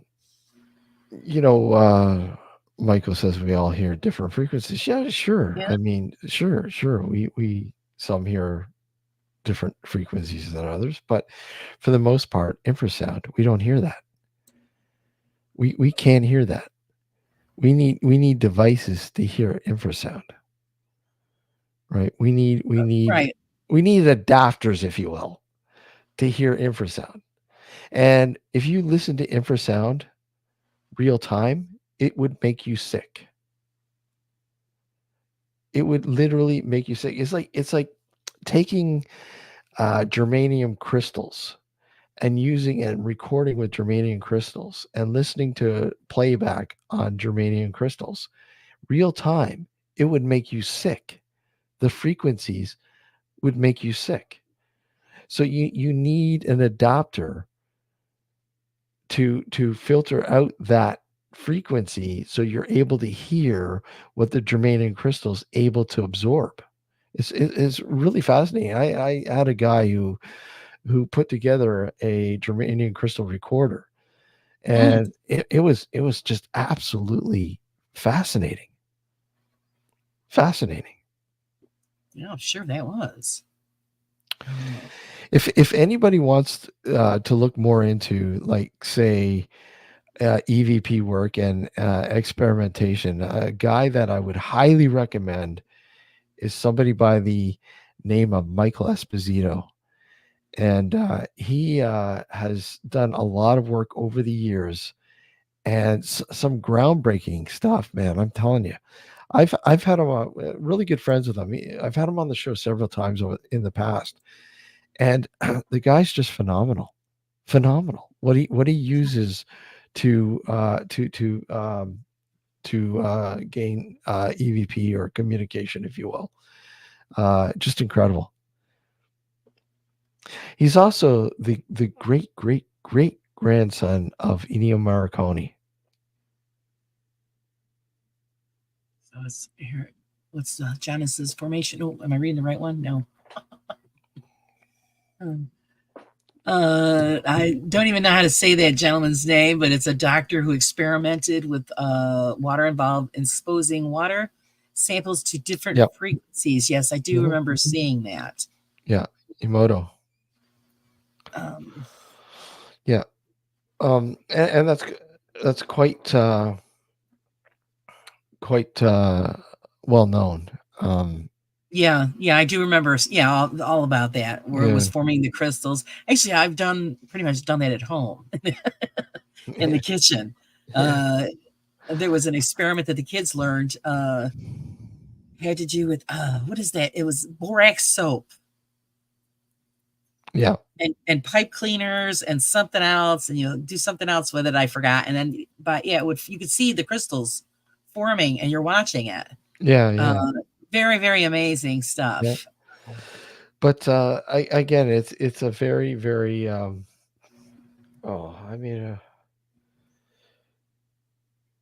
cool, Stephen. And how did that work out? It's, what is, if you get yourself some germanium and you're able to make yourself a germanium like a recorder or a radio, if not, it's just amazing. But again, you don't want to listen to it real time because it literally will blow your brain. I'm not kidding you. Copper sulfide crystals can be, yeah. Be made in So a we jar sell like to that. water. Yeah, Right. Yeah. It's really neat. It is. it is. It's fascinating, and I do believe it's one of your main answers, or provides your answers to a lot of what's going on. A lot of what a lot of people are experiencing the paranormal. It would, I think, explain exactly what is going on to a certain extent, obviously. Right. Wayne saying, I'm assuming sounds through water work in a similar way to light through prisms. Yeah. Yeah. Uh, Steven said it picked up. Oh, I picked it up locally. He picked it up local radio. Yeah, I picked up. Oh, I picked up local radio. Sorry. Yeah. My dyslexia is like kicking in there. Huh? What is positive or negative frequency? What is positive or negative frequency in the water, or what? What do you mean? What a positive or You got to elaborate, Steven. yeah? Is he talking to the Emoto experiment? I don't know, but I'll throw it out there. in any way, it's a fascinating thing. And again, this is what I normally do. For me, when I started with the paranormal, it wasn't investigating; it was researching.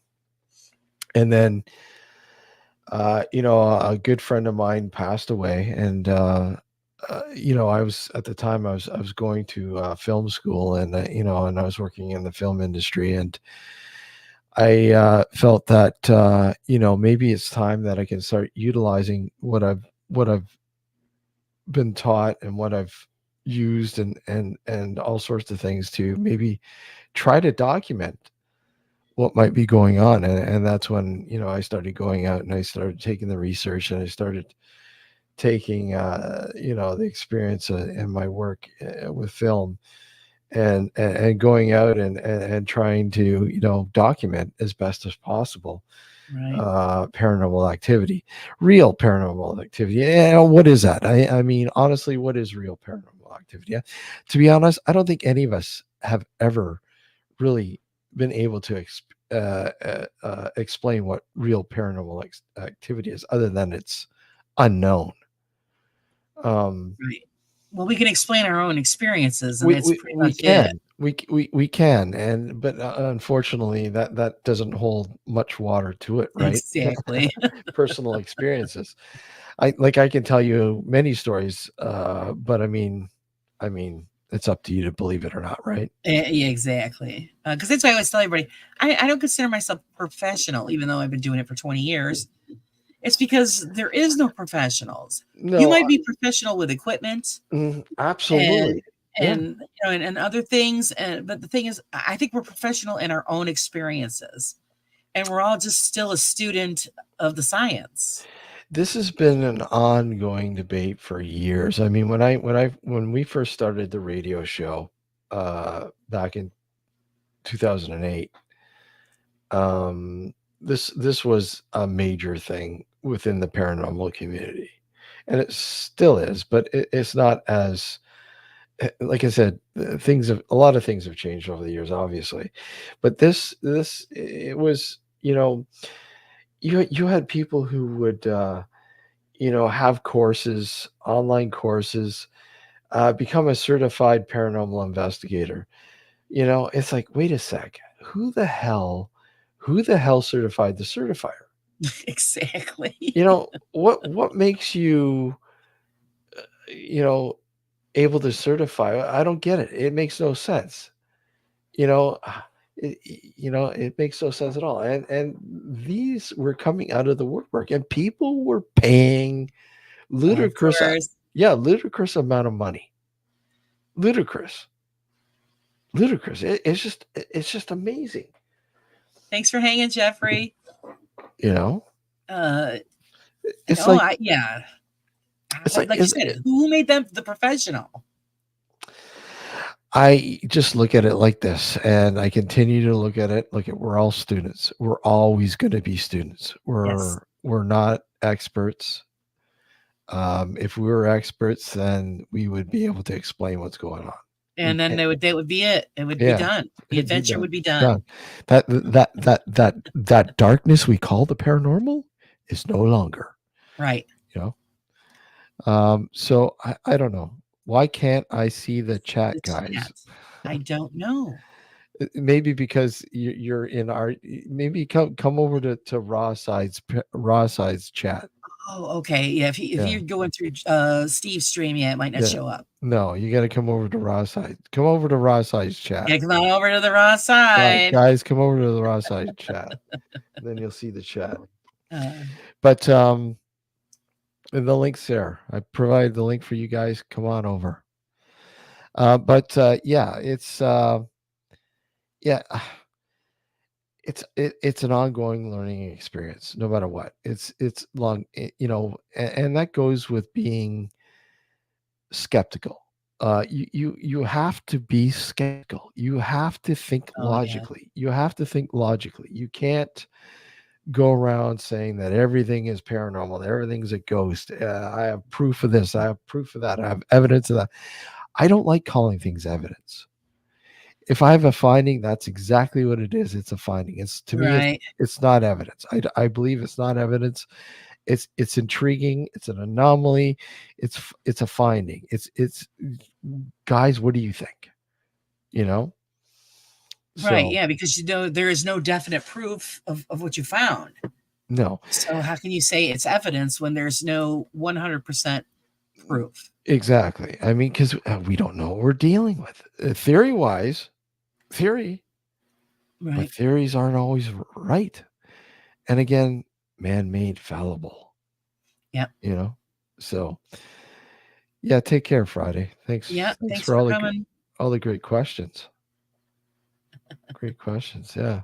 Yeah, it's good when everybody shoots out some really good questions. Yeah. Yeah. Yeah. It's intriguing. Like I mean, and I think that's the way it should be. I think that's the way as a whole, as an entity with paranormal. And I don't like saying paranormal unity. I hate that word. But I do believe that we all should work together. I do. We're not getting anywhere if you don't have the help from others, Exactly. right? And if you're not well versed in a certain area, somebody else is. Right. Share, tell them, look at, hey, I can't figure this out. Let me get your opinion. Yeah, And that's beautifully said. that's how we further our understanding. Outside the scope of science. Obviously, science is on it. People think, well, science isn't paying attention to this. No, they are. They're Yeah. paying. They do have peer reviewed experiments and so on and so on. Things going on. There's constant research going on with the paranormal. We just don't hear about it, or Right. we might hear about it here and there, but it's a constant thing. Sure. Because they're doing the same thing, learning, trying to figure it out. Well, I mean, I think one of the ages old question is, again, what happens life after death? What Right. happens to you when you die? That's just the Is that big, it? The end all big be secret. all?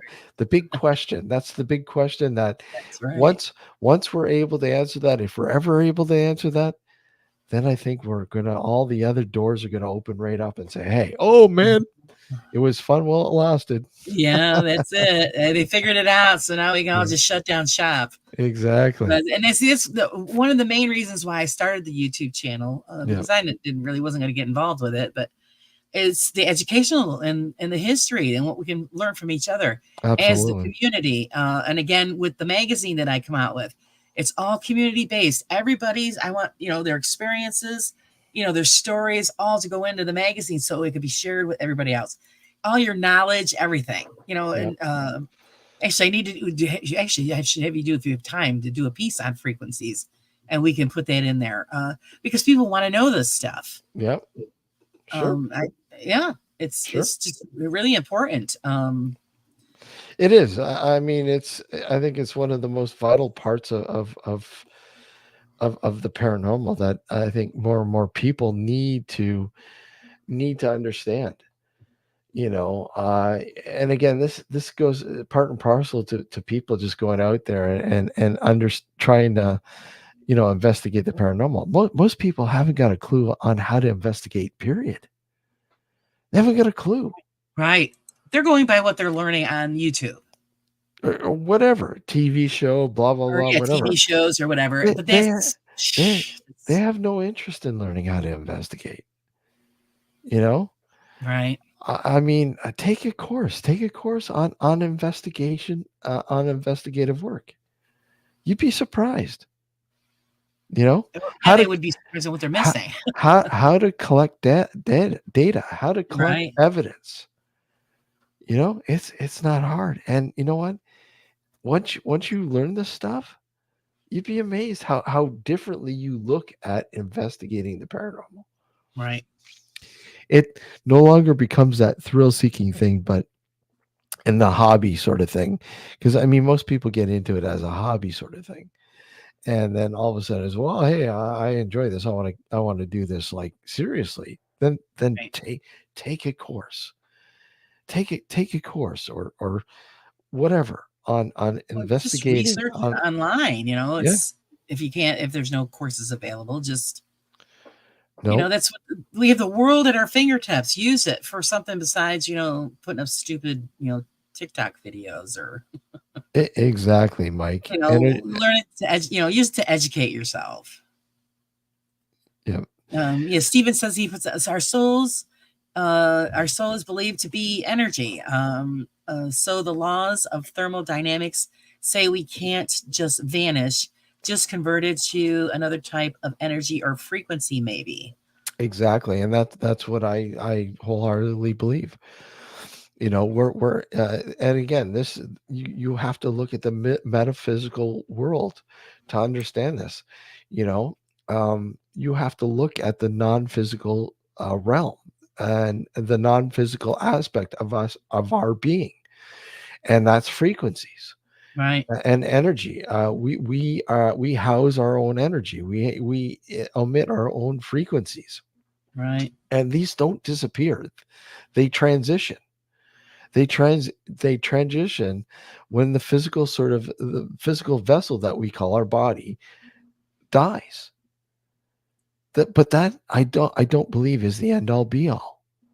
I find that hard to believe that the energy that we've housed and stored for X amount of years just disappears. It doesn't. It moves right. on. It transitions into It's to something something else. else, Yep. right? Yep. And see, that's the question where why do people use? Because I'll get into this with you is about why do people use all of these gadgets?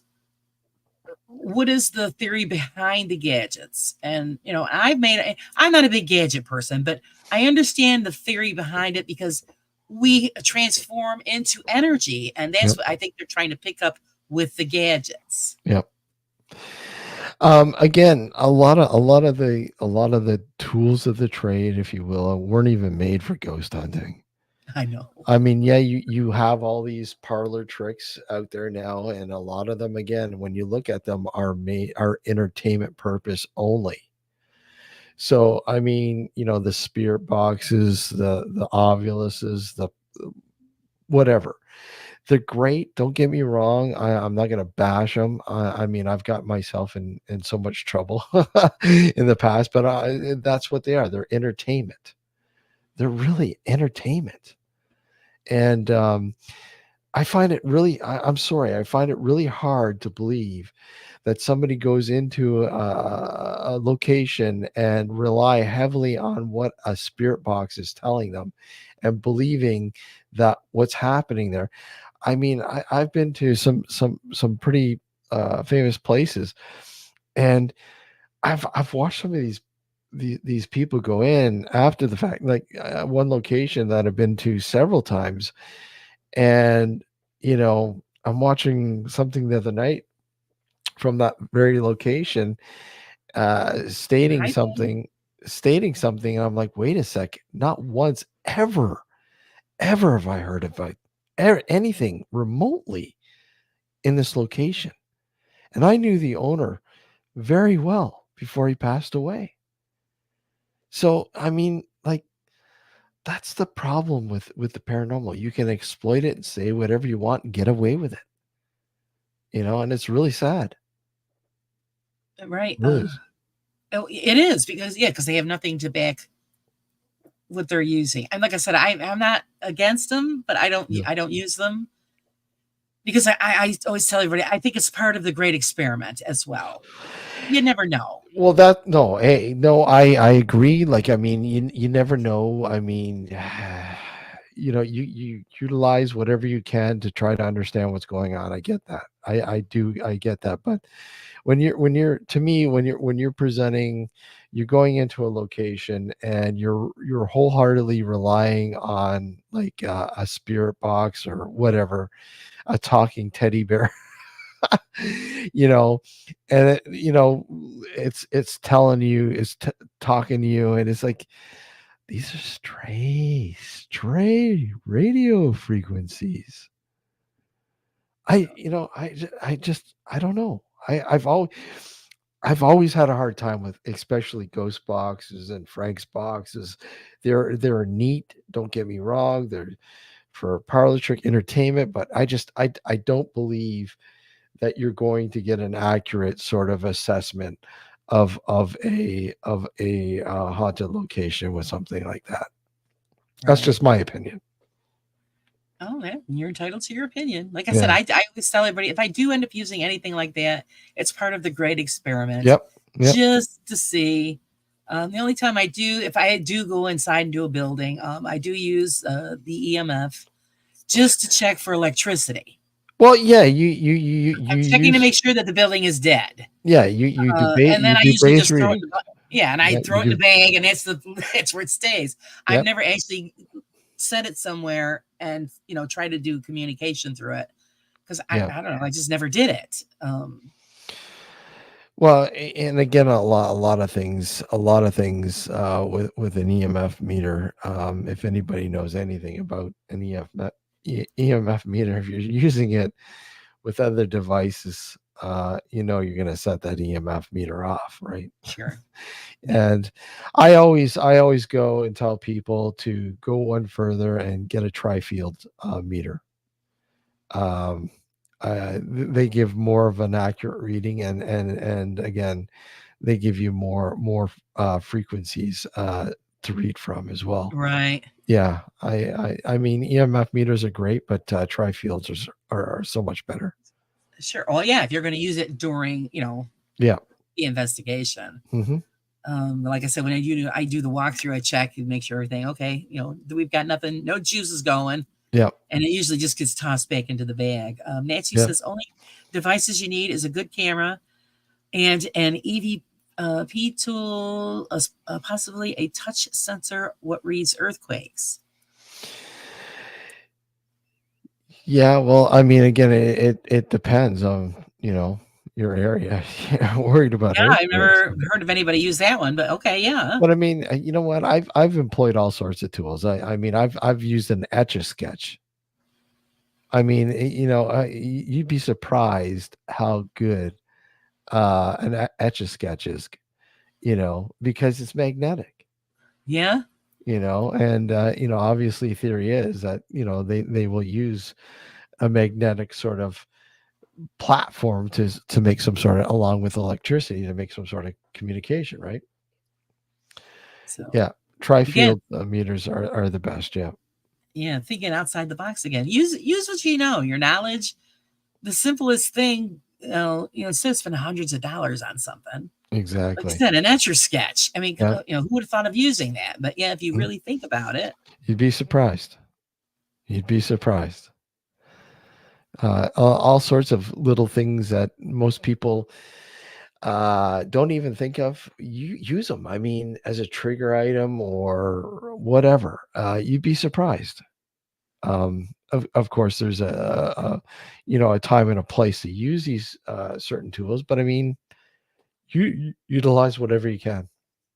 I mean, I would love actually to see. I mean, like I said, I'm nothing against people using the gadgets and all of that stuff, No. but I would love to see people taking, like people who've been in as long as you and I, or even your friend there longer, Hmm.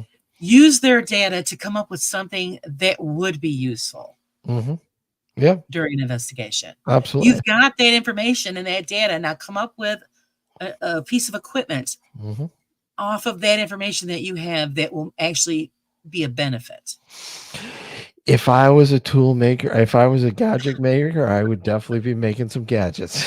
There you go. See, because But that's how you do it. Because, like you said, most of the stuff out there was not made for what they're using it for. yeah, So if somebody would to just gather all of their information and then get together with somebody, electronics whiz or whatever, and you'd say, hey, this is what I need. This is what I needed to do. I need you to airplane create it. airplanes can set off an EMF detector. Yeah, well, they'd have to be awfully close. Is it the one that's crashing? Yeah, Anyways, yeah. But like I um, said, that's why I say you're better off with the tri-field. So you're understanding, okay, why is it going off and what frequency is setting it off? Where an EMF reader will not give you that luxury, where a tri-field will. It will tell you what frequency is setting it off. yeah, So, so there you go, guys. That's what you need to get. mhm, I mean, highly you say not, recommend it. not use the K2. You still can use that Oh yeah, you can still use whatever, but I to mean, get your base readings or whatever. yeah, Well, mostly what people are using them for is I yeah. don't see that, but okay, but it's not me. No, not a DR60. God, Oh no, somebody brought that up. God, God. No, no, no, Let's no. see. Mike says spectrum analysis Yes. here would be Yep. great. Yep. Yep. Yeah.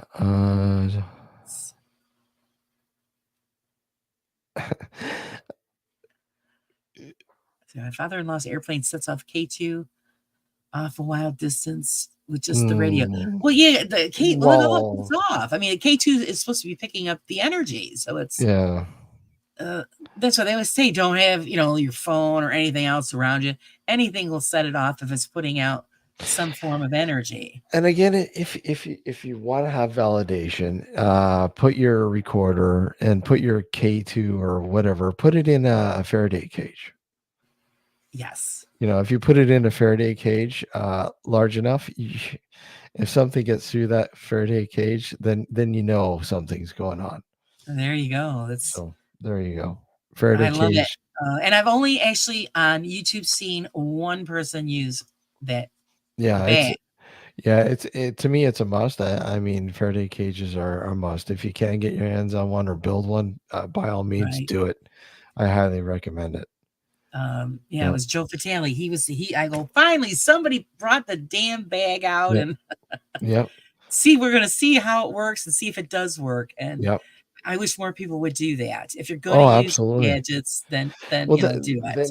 then you're not going to get the naysayers coming out of the woodwork saying, "Well, it's radio waves, it's cell phone, it's whatever." And no, I'm sorry, but it's in a Faraday cage. That's null and void. Right. So, Hi, Sue. hey, Sue. So, yeah, Oh, Mike says an ESD bag or Faraday cage. yeah, exactly. Yes, SD bags are a little bit more cheaper, I believe.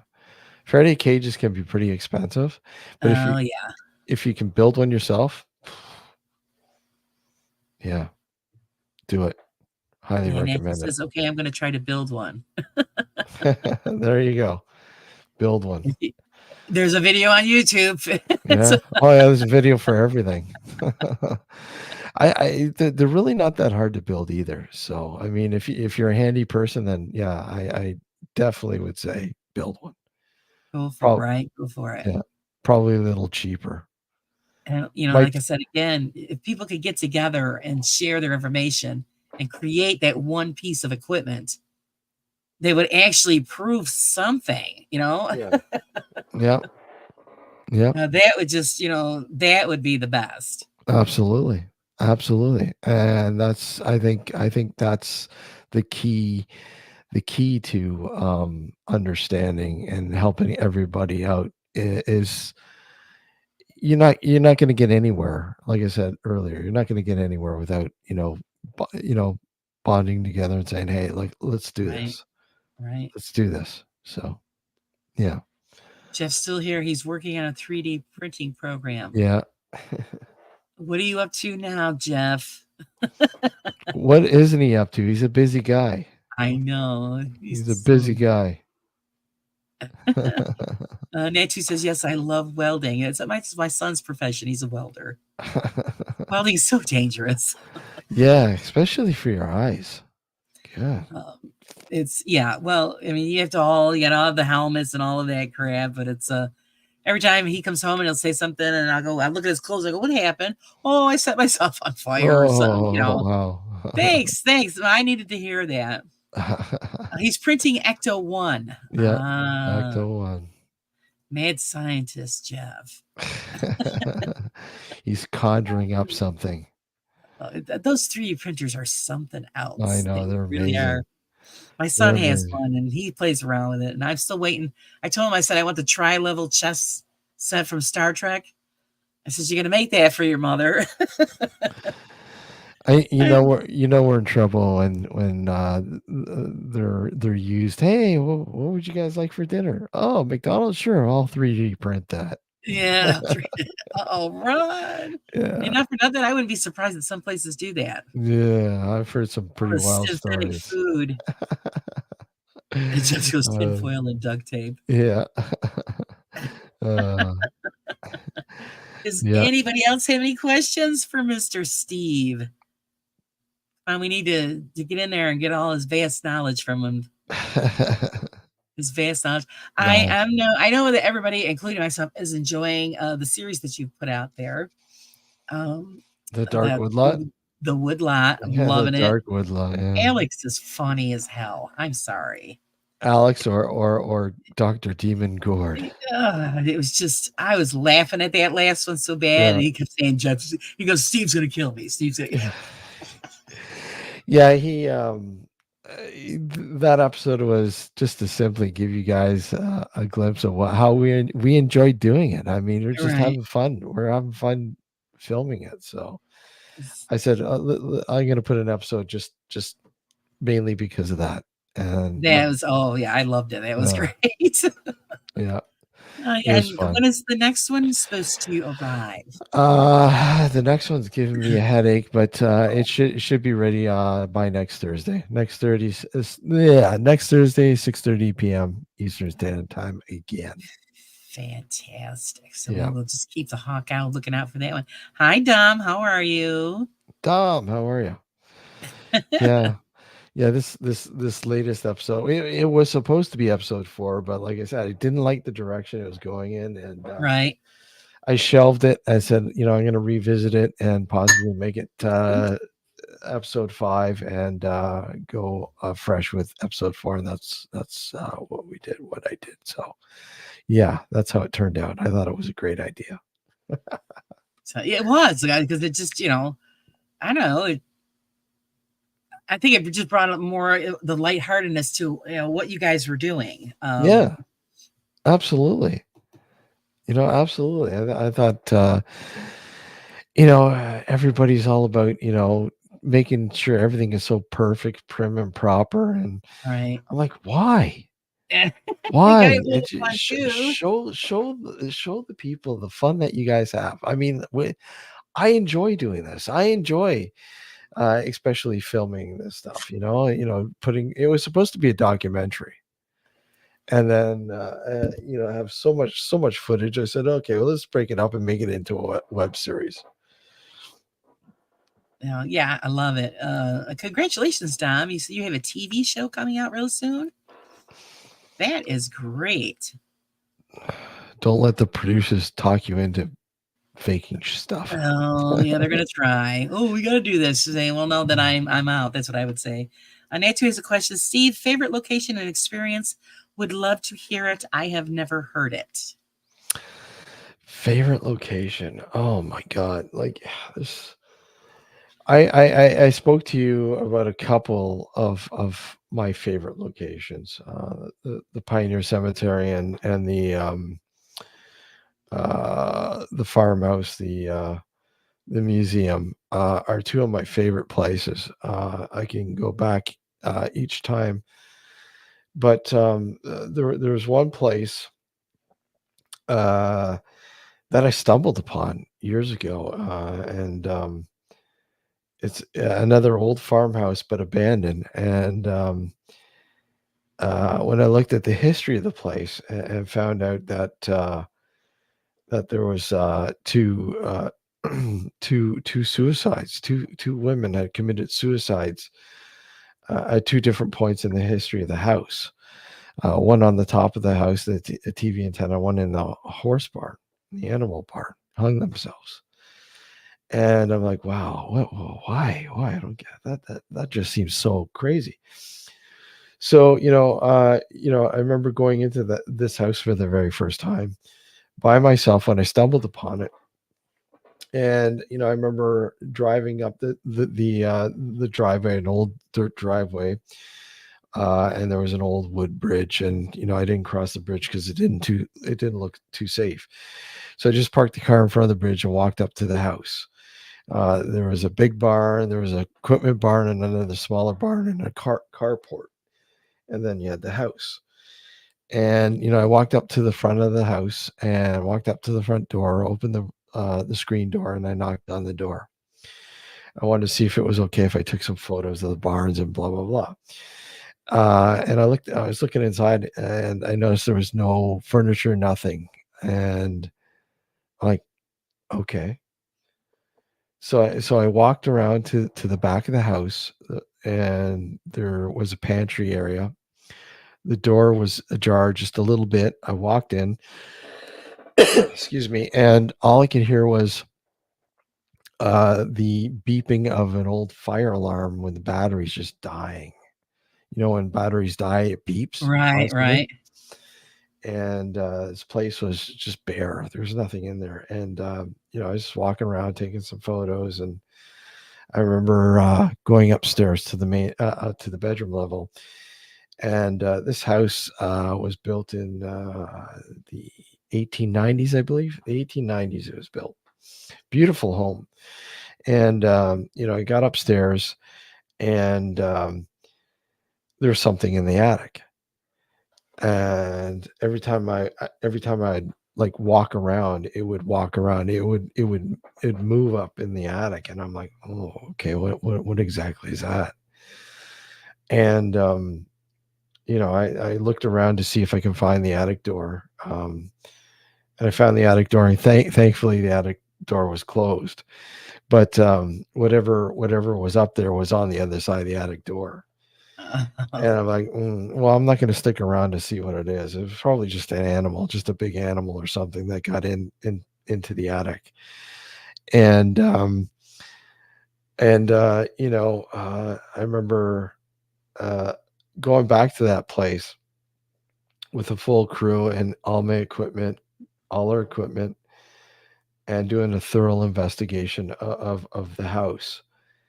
And I remember walking up the stairs, and there was two stairs, you know, one at the front door and one in the back that would actually come down into the kitchen. And I remember going up the one upstairs to in the front hallway there, the front door.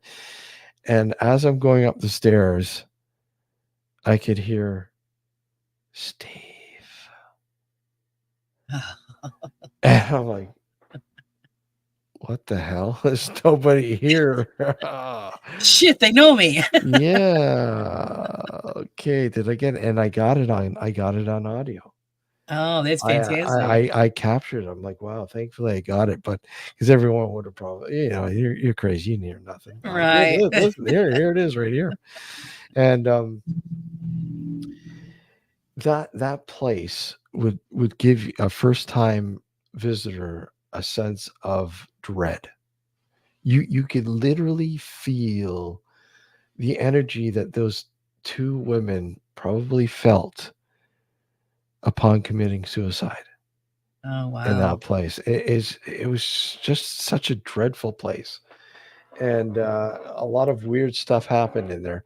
But anyways, the house now is if you go on my YouTube on the YouTube channel there, you'll see I do an update, if you will, on the house, and it lays in shambles now. You can't go inside. It's falling apart. It's collapsing. It's really a shame because it used to be such a nice house, beautiful home. Wow. If you had the money, you can make it look. You can make it look just beautiful. But Right. sadly, it just wilting away and weathered, and yeah, it's really too bad. But Time yeah, takes over. one of my favorite locations Have you ever right been to there. a place that you would never go back to again? No, I mean, not really. I don't think I've ever been deterred or extremely frightened or anything like that in an investigation.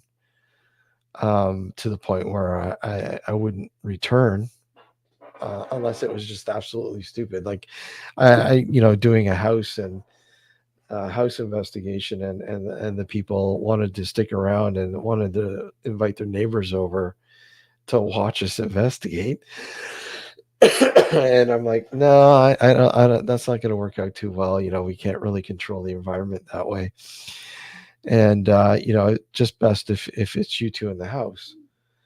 And, when we made it to the house, um, the, uh, the couple were there, and then neighbors were there, and they're in the living room playing video DVD Trivial Pursuit. I'm like, yeah, okay, that's the type of I'm not coming back. You know,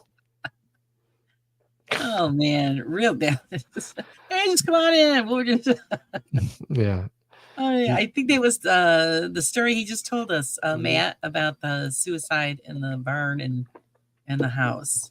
Yeah, he's seen the video, the 4K video that I released with the drone footage of the house and the barns and stuff. Yes, I Really, do. really, I've seen. Well, I did see something that you did put out with that. yeah, I don't know if it's the same one that you're talking about. yeah, probably is.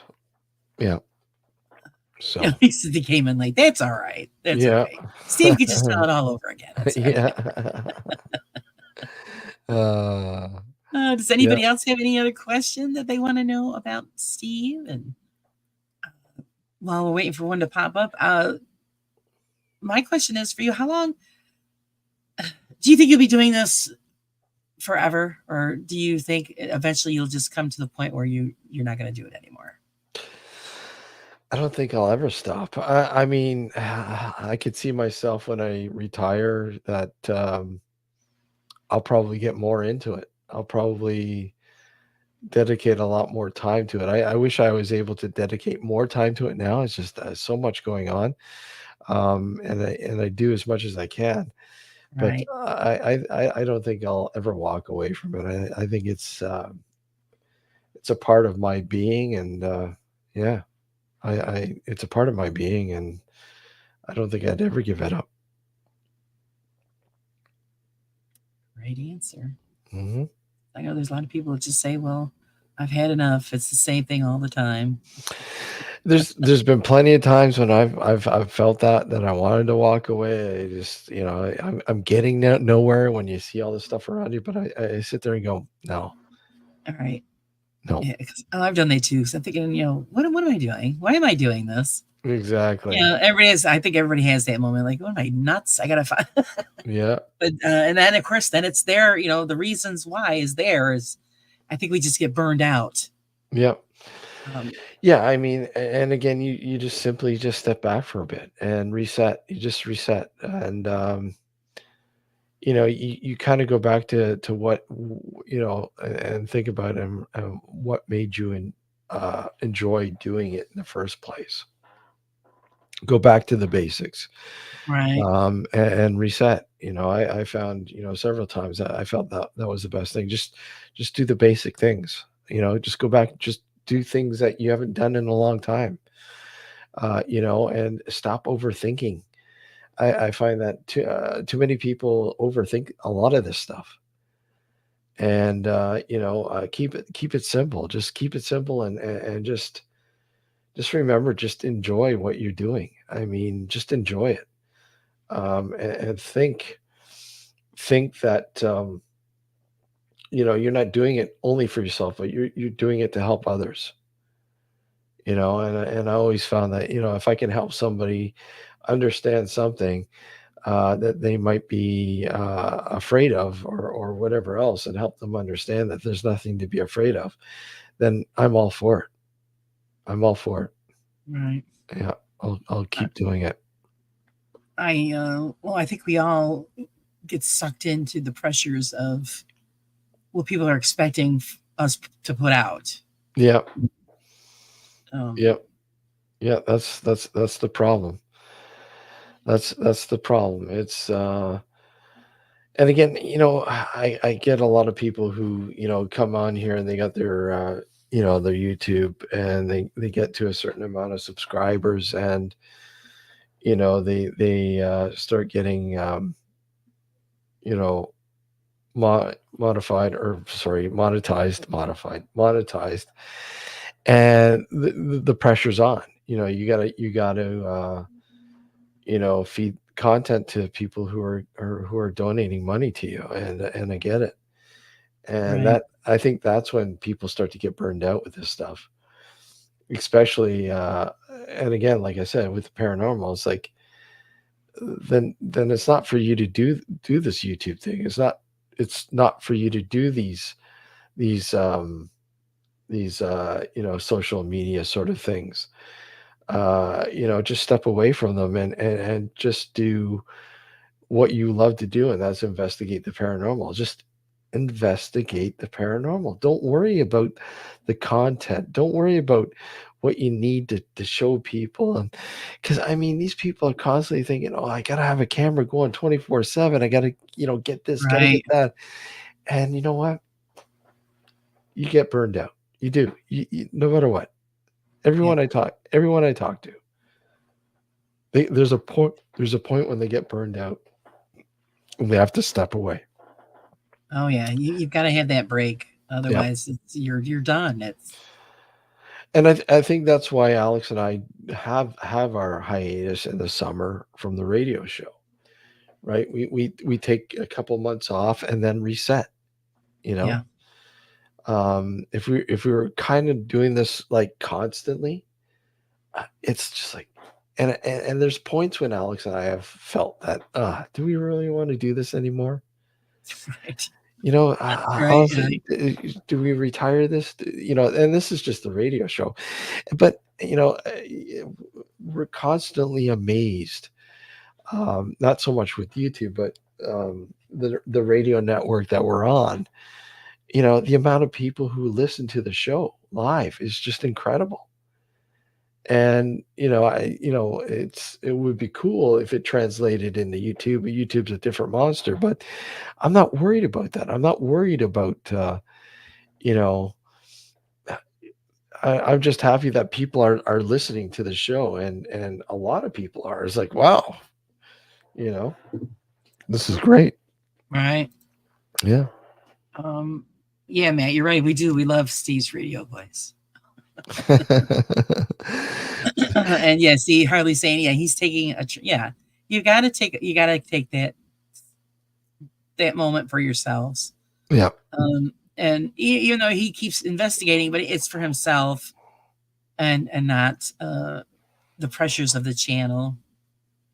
Yeah. Yeah. Yeah.